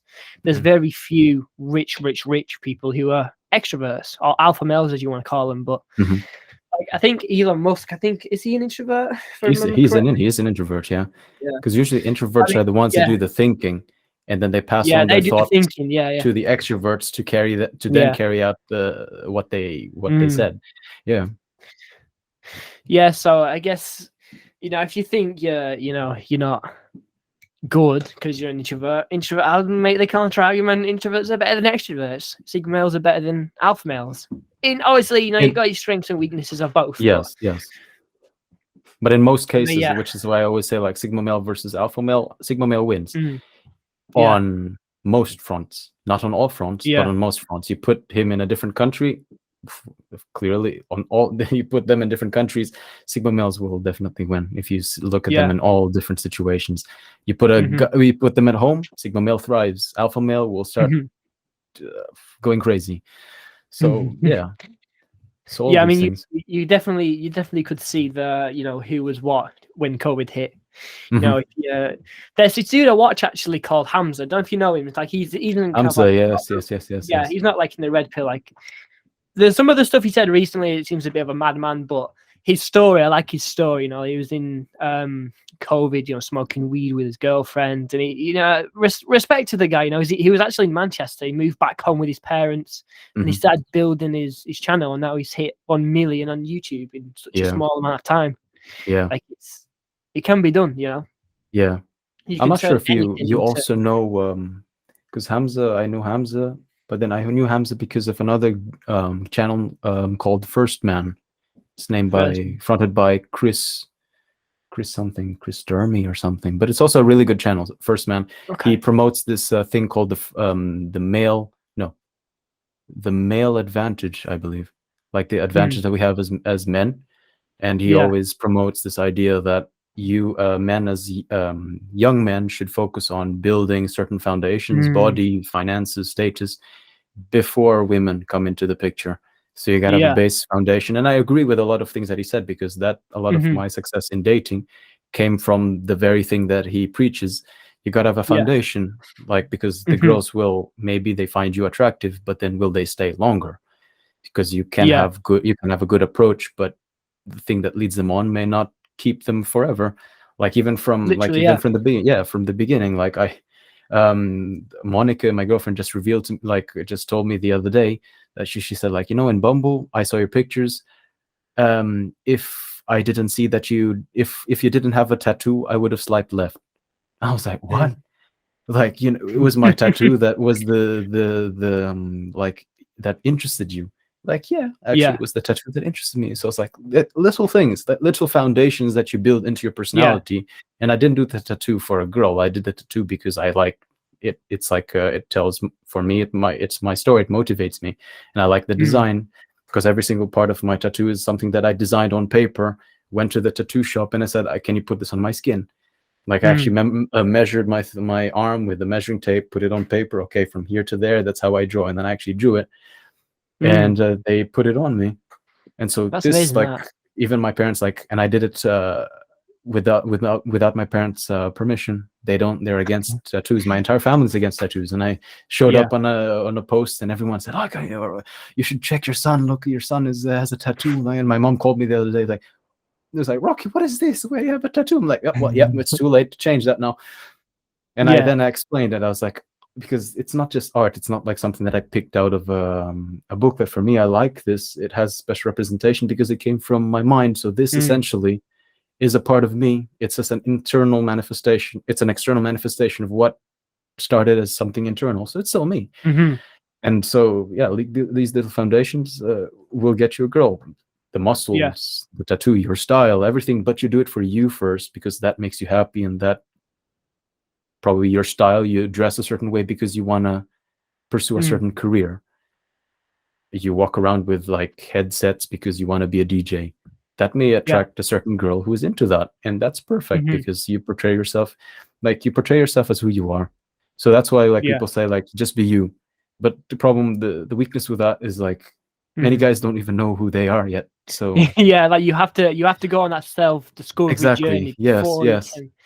Yeah, I mean, you can, exactly, yeah. you're on that journey. Like I'm on that journey right now. You can have your fun with women and stuff, but you're ultimately like very rarely not going to find, a Hmm. lifelong partner who's kind of like at that stage. I mean, you can find someone, who's on their own personal journey. You come together and you start, gets a combined journey in it. Like, Yeah. but yeah, I mean, going back to the tattoos, which one's your favorite tattoo? Now you've got quite like, is it a full Oh, sleeve or it's which yeah, one's it's a full sleeve. which one's your favorite? Well, my favorite has to be, well, the middle one. This was the What's the first story one. behind that? It's a Greek. It's the first one. They usually say, like, with tattoos, you have to have a first reason. You have to have a good reason to get your first tattoo. Yeah. The rest of the tattoos come just naturally because you just want to fill it up. So they say, like, people who start on the tattoo journey, they're like, yeah, the first tattoo always was made with a good reason. It was never made just on a whim, usually. And the rest they just come. But this first one was, for me, it was like something that motivated me. In Greek, it comes from the Iliad, by Homer. Iliad and Odyssey. It's like a Greek book, and in that it was like, to someone like a counterpart of Achilles. The father told the counterpart of Achilles, like, it says, "Aion aristevin ke perkon emene alon." It's like, remember your roots, and basically remember your roots, remember your bloodline, remember your heritage, and make them proud. Yeah, So and that's powerful in itself, it's isn't like it? the Lion King Mufasa telling Simba, like, remember who you are. You're not made for Hakuna Matata. You're made to rule the kingdom. Yeah. So it, like, and it was always there on my forearm. So when I was working and I was struggling, I would see that, or I'm at the gym and I see that, I'm like, remember who you are. You know, it's remember what you're doing this for. Remember who your family, the people that have your back, the haters who hate against you and saying you're never going to do it.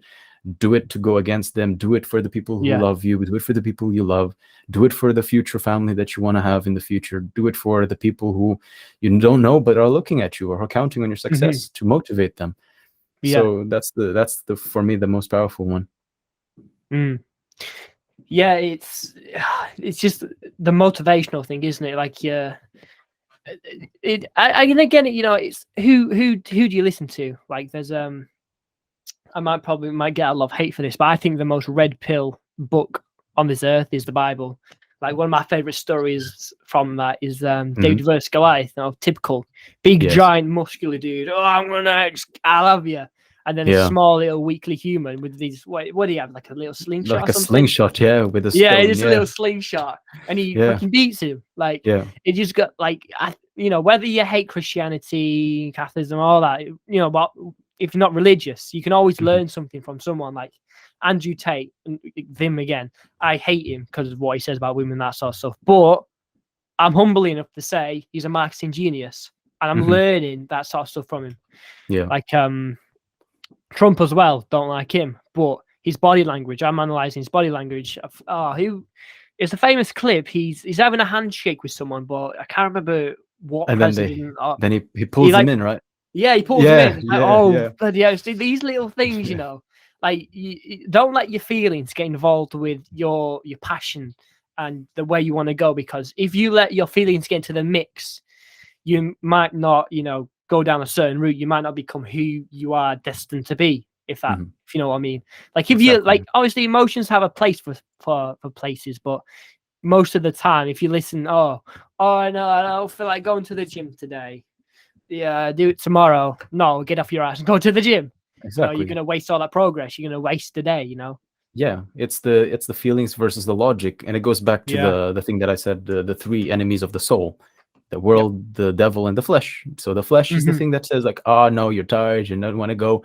No, but even in the Bible, as you said, the most red pill book in the world, I believe so, because everything comes from somewhere.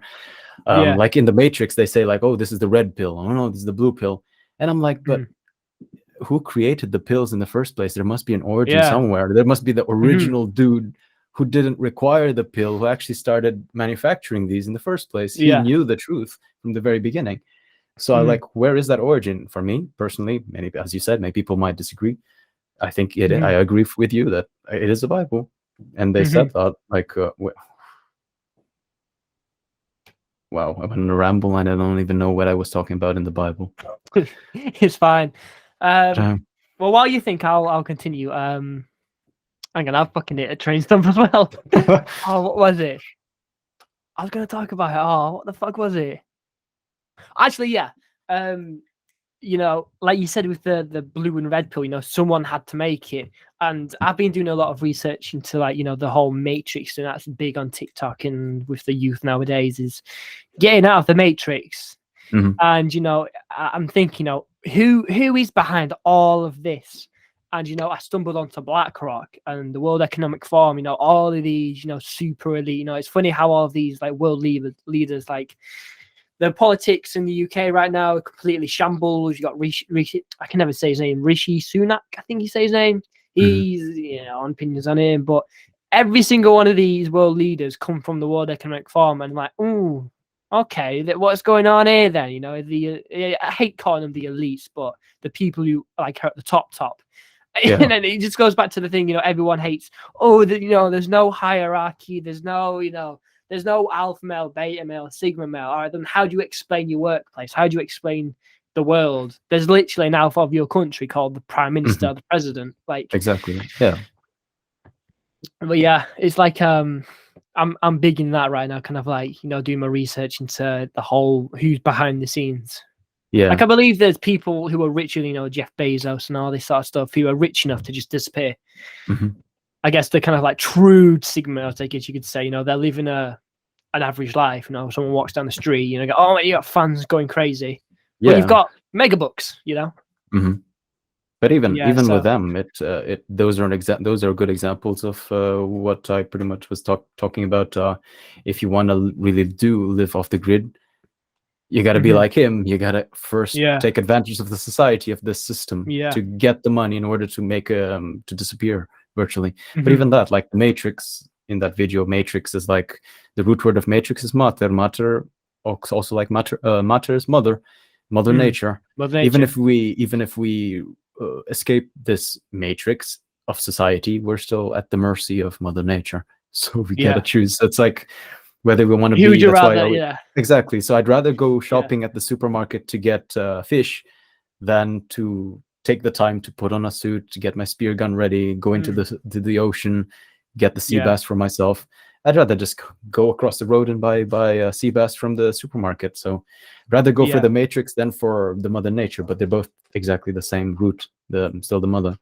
Where the mother is feminine. Feminine can be Mm. very nurturing, but at the same time they can be very hostile to those who do not Mm. like pretty much stupid, I think. Yeah.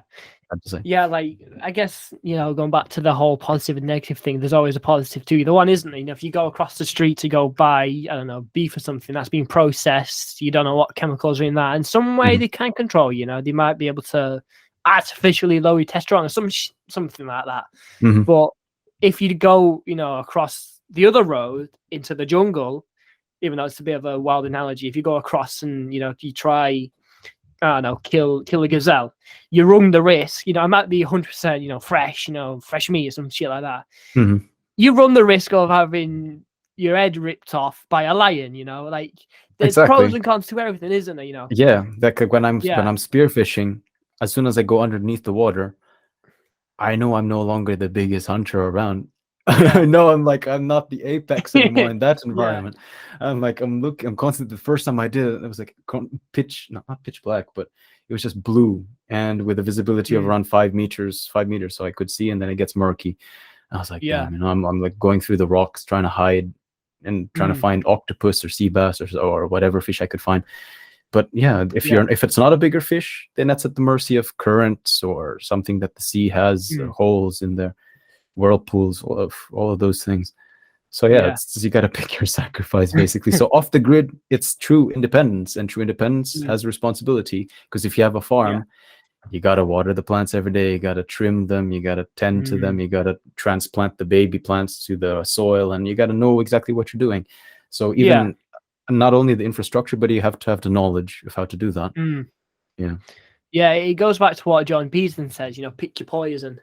Yeah. Because you run the risk of being poisoned no matter what you do.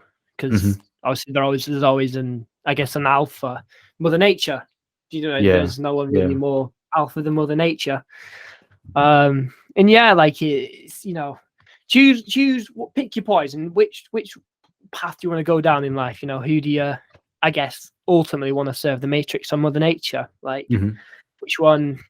yeah, which one do you want to serve and kind of, run the risk of dying from or thriving from? Exactly. Depends. Yeah, Depends on the situation. exactly.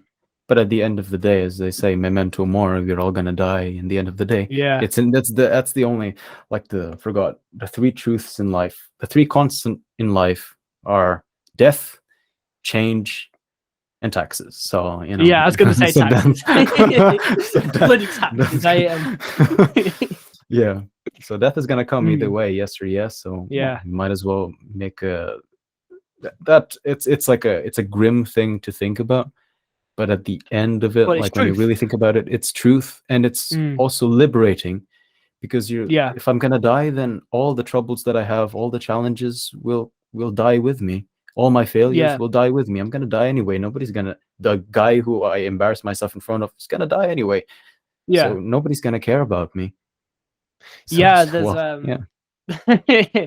There's a quote that I like that fits that perfectly. At the end of the game, a king and the pawn go back in the same box. Oh, You know, that's a good quote. Jeff Yeah, yeah, Bezos and me, we're all gonna die. We're all gonna end up 6 feet under the ground. All gonna be exactly. burnt.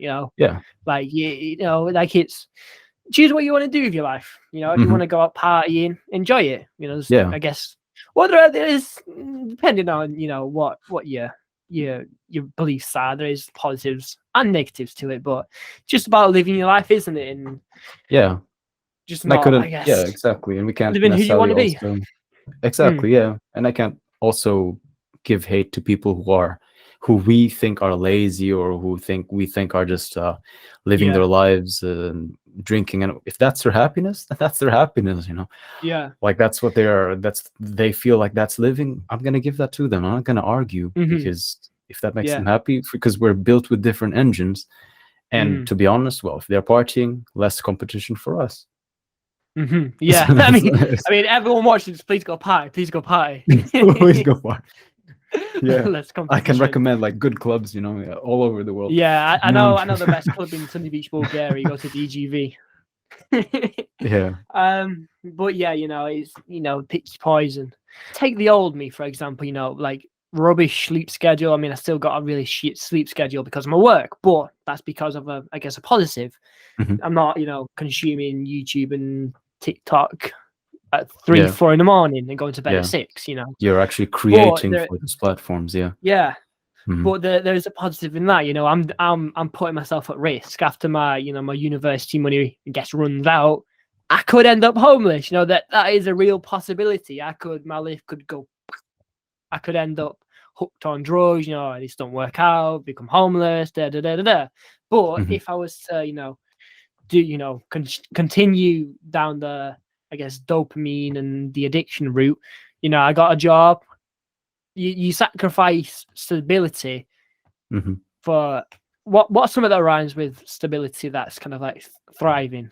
I want it to sound cool. Then you sacrifice stability for what?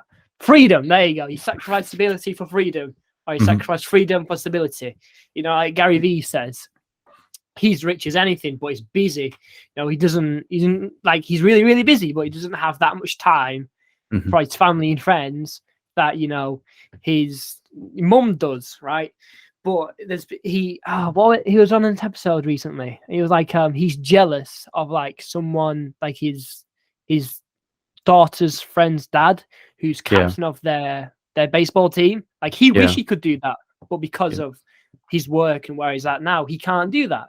Like Mhm. he can't be a nobody. There is that, like I said, there's positive and negative to everything. So Yeah, yeah. yeah, yeah, yeah. I can give a credible example of that when in my workplace at the Mm, hotel. I actually don't work there anymore, but yeah, in that hotel that I used to work in, I was a supervisor. And of yeah, course, as young dudes entering into the workforce, we always yeah, think like promotions are a good thing. So I was yeah. getting promoted from this to this to that, and then I got into a supervisory role, and I wanted to be Hmm. promoted to manager. But then I was observing the life of my manager. My manager was always there. He had to be on call 24 hours a day. If I called him with Mm, a problem at 3 a.m, he picked up. And I was like, damn it, I don't want this life. And they were always constantly yeah, stressed and everything. Like, so yeah. And then I kind of found out through a friend of a friend how much these guys earn, because of course you cannot ask them outright.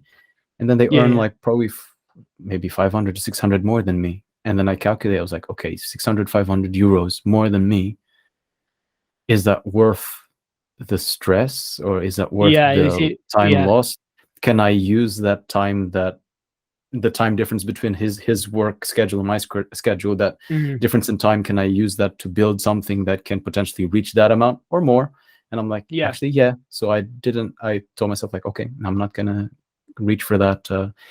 managerial position. And for other people, they thought that me kind of slacking and not trying as hard, they thought like, oh, look, he's kind of getting lazy, he's losing his touch, he's losing his hunger. I'm like, Mhm. bitch, you can think what you want to think. I'm losing my hunger here, but I'm actually, it's like the current trend of quiet quitting. Like, people are Yeah. working, but they've quit mentally. They're just doing what they Yeah. need to do to Checked get out. by. Exactly. Mm. So that was me back in the day. But I was just doing what needed to do to stay in the job and to get the paycheck. But I was Yeah. already building the YouTube channel. So like a lot of my YouTube videos, if you go back, you'd see me with a suit on in a room. I closed the door. I locked the Yeah, I door. remember. Yeah. Yeah. It was dinner break. Everyone would go for dinner, and I was like, I'd run to that meeting room. I had like the master key. I would go in and Mhm. make the videos from there, and I was always like bashing Yeah. people, like, you see them, they're like on TikTok, they're on Instagram, they're smoking, and I'm like, useless, and I'm like, I'm here, I'm making video content for you guys, and so, that was the thing. So I checked Well, in out of some the ways, job, but that's set you up for who you are now, isn't it? Like, yeah, yeah. So it's like all you know, experience. like if I wasn't the quiet, introverted kid who fucking no one who was like, there was this girl I was in class with for like 2 years. She had no idea what my name was. Like, hang on, you've been in my class, and that fucking hurt. But like, you know, if I didn't Yeah. go through all of that, I wouldn't be Hmm. where I am now. You know, like, Exactly. Yeah. There are benefits and so I guess, disadvantages of everything. Yeah. yeah, you take pride Yeah. in your past. You know, even if it Yeah. is sucky. Like, oh, you know, Yeah. people have different levels of suck, but you know, it makes Yeah. you who you are. And there's Exactly. always a positive and negative. You know, if I didn't go through all of the stuff I've been through, I could have turned down to a right fucking dickhead, but I didn't. You know, it's what you do with that hurt and pain that ultimately determines who you're going to be and what path you go down in life. Exactly, because even that, like even we just talk about the extroverts and introvert. Extroverts, the Mm, advantages, everyone knows them. Everyone wants to invite them over to outings, and people want to engage yeah, in conversations with them, so they know a lot of things. They have the network. No. So if there's a job opening, most probably they have the network to give them that job. Like extroverts, people know about them. Introverts, on the other hand, can be a negative that nobody would know about you, or people don't know about you. As you said, like the classmate that you mm, had didn't know your name. But then when you flip that yeah, over, you're like, wait, actually, they did not know that I was, like, they knew I was there, but they didn't know that, they yeah, didn't kind of see me. So it's like the gray man type of effect. Like, you can mm, go through society and people don't actually know you're there. So with me, with recording the videos on my break time, they knew that I didn't go to smoke. They knew that I was not going to be where most people are. So I can virtually, like, if I'm gone, they don't pretty much give a shit. So I mm, could do whatever I want yeah, when I'm gone. They don't necessarily care, and I'm like, I can do whatever I want with that time. Nobody's gonna look for yeah, me. So that's yeah. actually, that's an advantage in itself. Mm. People invite the extroverts to go party with, but they Hmm. also invite the introverts to start a business. You know, it's like, which one do you want to do? Like, Hmm. pick your poison. But I want to kind of go into. I noticed that you into videography because when I first like discovered you, I went through like your old videos Oh and like you yeah, did a review of like was it the rocks. Roxanne Yeah, the stabilizer? stabilizer. Yeah. Yeah, that was a long time What ago. was the That's when story behind? What was the story behind that? Yeah. that was Why did you interesting. stop like the whole videography, video production stuff? So I got into it because, well, I got that Canon. I forgot the name. Canon GX Mark II. I forgot the name. It was like a small. They Mm, say it's like one of the best choices, like an economic choice for a camera for mm, vloggers, because it's like a yeah. small compact camera. I forgot how you call it, mirrorless or something. There, where the screen where you can see what's going on the lens can flip backwards, Oh so yeah, you flip. can Yeah, like yeah, yeah. see yourself. So I Like bought that, yeah. and I bought the stabilizer, and then I just did that. It was for a vacation, and the idea Oh, behind that okay. was I was just gonna vlog the vacation, so I could just put something on YouTube just for Mm, personal memories, just that. It was not for Yeah, anything, yeah. just for me to have fun, me and my friend. Which the vlog actually never came out because it was so much things we recorded that when I came back home, logged in, like saw the amount of content on my micro SD, I was like, shit, this is gonna take forever to make into a video. So I never got around to do Yeah. it. But I did take some footage of like a hotel or a place that I asked, that I sent, and then the owner actually liked it, and he said, can you do more and stuff like that. And I was like, okay, so this is actually good. I can make it. Came easy to me, like filmography and the angles and whatever. So I went down that path. But then somehow I recognized, and this is also like about marketing, that at least where I am, it's and for what I was doing is like I was working, and then I didn't necessarily know filmography, and I think I lacked the guts then, because I thought like, okay, the market is saturated here. I don't want to go down this path because I'm kind of scared. It's risky. And I wanted to add something onto filmography. That was in the future, of course, when KaijuCon came up. But back then I was like, okay, this is not really going anywhere. What am I going to do when it got really busy in my workplace? So I stopped it. It was just a hobby. And then I came back with the newly developed KaijuCon. Like my friend of mine who was a subscriber of the first channel, he said like, I saw like your review of the stabilizer, but it was with someone else's name. I was like, no, that was me. That's the same. I just changed my name there. And it was like, oh. I mean, would you ever revisit it? Like, would you ever take it up again, or is that kind of like those videos? Video production. For me, I don't think so. No. I don't think it's not my thing at the moment. I think I'm focusing on the marketing aspect, but more the theory, the corporate type of marketing. Because like I mean, what's your plan going forward? Finish that and then start up a YouTube channel again, or kind of like try get a position as a marketing, or get a position as the marketing, as the backup, but then start YouTube as the main passion project. So I'm gonna pour supposedly the effort that I have onto the YouTube, and then get the job just to support, just in case, like as a backup plan. Yeah.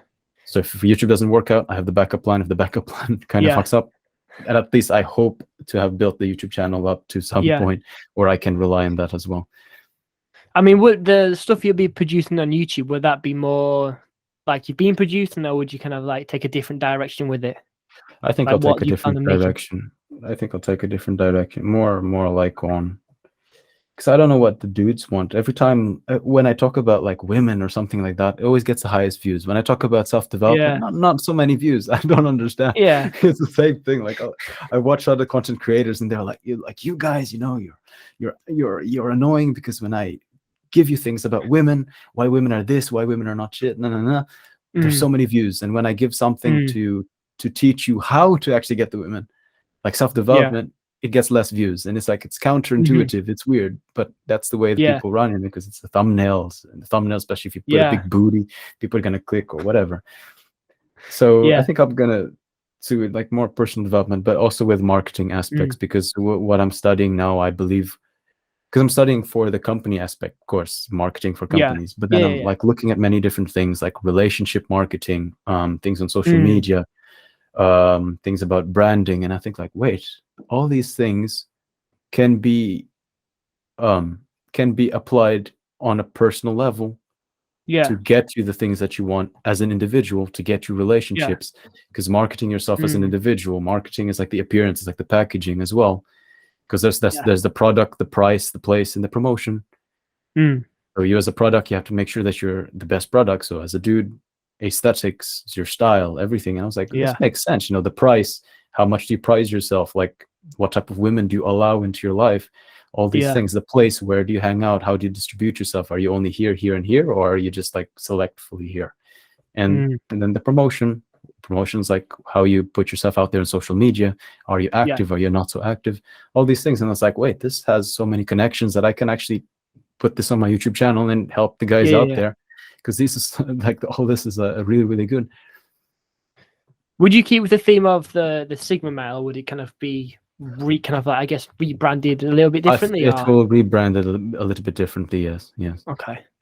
Because yeah, the But Sigma male now, it's unfortunately it's kind of been destroyed. It's kind of become like a meme, so it has yeah, a negative connotation for most people.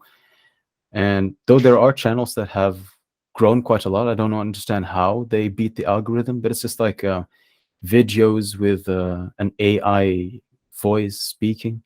mm. You barely see the Oh guy's yeah, face.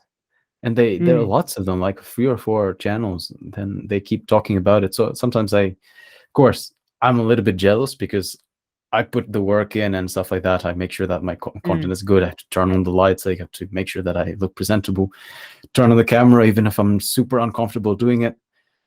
mm, I still stumble on my words until now. But then, like, yeah, just type it out on this little script as I used to do before, and then I just read out on the audio. Then they, instead of reading it out on like on a recorder, they actually get someone else to read it for them, or mm, an AI, which is smart. It's pretty Sigma. mm, If I thought about that in the beginning, but I thought it was mm. not going to be as engaging, so I never did that. Yeah. I mean, when I discovered the whole Sigma male thing, the reason why I loved you so much was because of that. The personal branding, like there was you. Like I felt like it was like, even though we haven't met, like I was kind of like a little like a big brother type thing, giving Yeah, advice to like the younger yeah, guys. But with them, I didn't really have like a connection to them. But I yeah, think honestly, I think if you take some of your old content, like some of especially the one with women, like if you take like, even if you don't really like it, I think, like, I really do think you could have a blow up a little bit if you take like it might be on, I don't know how it works on YouTube. You know how you can kind of like scrub through the video, but if you hover with like your mouse or something, you can see like yes, where people like the when it most replayed spikes. and Yeah. exactly. If Yes, you yes, take yes, like if you go like your most popular video, if you look at where people actually like clicking, so they want to find out, how do you get the woman? Then you have the steps. That's where people are watching now. If you take that segment for like yes. 30 to 60 seconds, put it in portrait mode, stick it on TikTok and Instagram Reels, honestly, I do think you could get fucking, Huh. That's a good idea. because Yeah. like from what I'm consuming, that's how a lot of people are doing it. Like there's a dude who's pretty big in what's he called? Coach Carl Lassett. He teaches like how the ultimate message is how to get a girlfriend. Like he Mhm. targets these younger guys and stuff, but he's not so like misogynistic and stuff. But he takes his little, I guess, highlights, and he Yeah, just cuts them out, sticks them in like Premiere Pro or something, or Resolve, yeah. changes the aspect ratio so it fits it, puts up on YouTube, 2 million views, boom. Wow. Give it a Yeah. go. Give it a go. Give it a go. Honestly, I think Sure. you should, I Yeah. think you Yeah. I could think that's go. a good piece of advice. Yeah. Thanks for that. Mm. Yeah. Like I'm pushing for the podcast right now, because it's like my YouTube channel's like, it's like you've got 10,000, 11,000. 11,000 now. It's slowing down. That's like That's really that. slowing down, but it's like 11,000 Yeah. 900 something. I haven't I mean, checked I in the wish I last. had that. Like, I don't even have 1,000. I don't even have 500. I've got like 175, I think. But Yeah. it's a slow grind. Like, I'm thinking going forward, my YouTube channel will be for the longer form content, for the actual like die-hard fans. Hmm. But like I said, I'm pushing for podcasts a lot right now. That'll be the long form content. But like, this will be like 50 different clips or something I can put on YouTube or something like that. Yeah. So I'm probably messing around with the algorithm. But that is something that really does blow up, is how to get women. And Yeah. especially with you've got a little bit of a spin on it, not, you've got every, red pill dude who's teaching, do this, message a woman doing this, but like, especially with like Yeah. the nofap kind of stuff that you've touched on, and Yeah. like you let her give you strength and stuff. I really Yeah. do think there's a gap in the market where you could, because it's still about the same subject, but it's different. It's something Hmm. different. It's not, you're not just, the next fucking Giga Chad dude who's trying to take advantage of young men. I think there could be a bit of a break there, but just my 2 cents. But I think you should give it a go. Yeah. Yeah. That's true. The funny thing you mentioned about the let her give you strength and all that. Because just that, I was like, well, the women, as I said, like in relationships, little tip that I'm just inserting here in the end of things. Like the thing with Red Pill, the thing that I didn't necessarily like about it is because like they seem to hate women so much, and I was like, well, Yeah. men who hate women, how do they expect to get women? Women will smell that off them. It's like men Yeah. who like women will get the women. It's like if you want to catch a fish, you want to catch a fish, eventually you end up with a fish. You hate catching a fish, you'll Yeah. fuck up the style or the form, and you'll never end up getting a fish. So yeah, men who like women will get the women, and through that, like, let women give you strength. Like, women have a nice feminine vibe that has a certain power over men. Like when you go to the gym, like for me, I confess it's true, but true for many dudes, you can do more reps, you can lift more weights if, like, there's a girl watching, of course. So, it gives like, you that extra support, doesn't it? Exactly. So I'm like, well, if that, like, I understand, I'm not gonna be guilty about it. If the girl is there, gives me power, I'm like, I'm using it, just like the music that you put into your ears when you're working out, when you're doing something. If it makes you feel good, if it makes you do that extra, if it makes you improve more, use it. And it's like, there's no problem there. So literally, like, I mean, you know, giving that, I guess, bit of advice here, there was a little bit of feelings mixed in with it, but ultimately, I do think you can give it a go. Give it a go. Honestly, TikTok. The thing with TikTok right now is that it's not like Instagram and YouTube where you get capped. You know, it's not bottlenecks. You can one piece, like Gary Vee says it all the time, one piece of content can change your life forever. Blow up. Like, when I'm doing podcasts with people in the video production space, I give this story all the time. There's this dude that I follow. So he's a DJ. He's got his own TikTok. It's called Landis, if I remember. He's got a weird DJ name, but it's called Landis, right? And he was producing these little TikToks. They weren't going off, but he had a summer residency in this like beachfront kind of like place. He was DJing for this beachfront party basically every single weekend. And he took his phone and he started this little like trend on TikTok. He would literally get his phone and record someone. And he started a little series called Types of Clubbers in the Club. And the first one, I kid you not, the first one got 2.1 million views. It blew up. He literally got his phone and was like, he recorded them and then he went into TikTok, did a bit of a voiceover, and was like, so as you see here, this is what I call the lads in the club. The lads are only here for two things: to get pissed and to try get women. The latter one isn't really, really successful, but the first one, they're off their head. As you can see here, this dude's doing fucking break dancing in the club, and it blew up. Like, it's crazy. It's crazy. And then he continued doing that, and there's this massive record label in America called Hex something. And one of the top guys was just scrolling through their For You page, saw his video. It's like, oh, he's a DJ. Let me check him out. And they checked out his content. Oh, I like this guy's music. And he got signed on a massive record label because he was fucking making TikToks on fucking a dude like an absolute clown. Honestly, like TikTok's where it's at right now. The growth is crazy.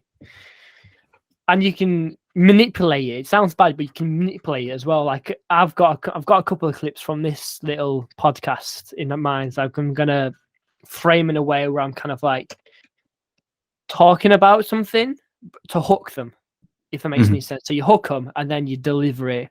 But it's very, very short, maybe like 10, 15 seconds. And it leaves them wanting more. Like, oh my God, where can I find you? On YouTube. Oh, let me go watch the full thing. You know, like, it's... give it a go. I really do think you should give it a go. Give it a go. Definitely, yeah. Yeah, we'll do that. Because you've got the audience there. You've got, if you upload a video, I'm on now on TikTok, you can get a bit of a boost as well.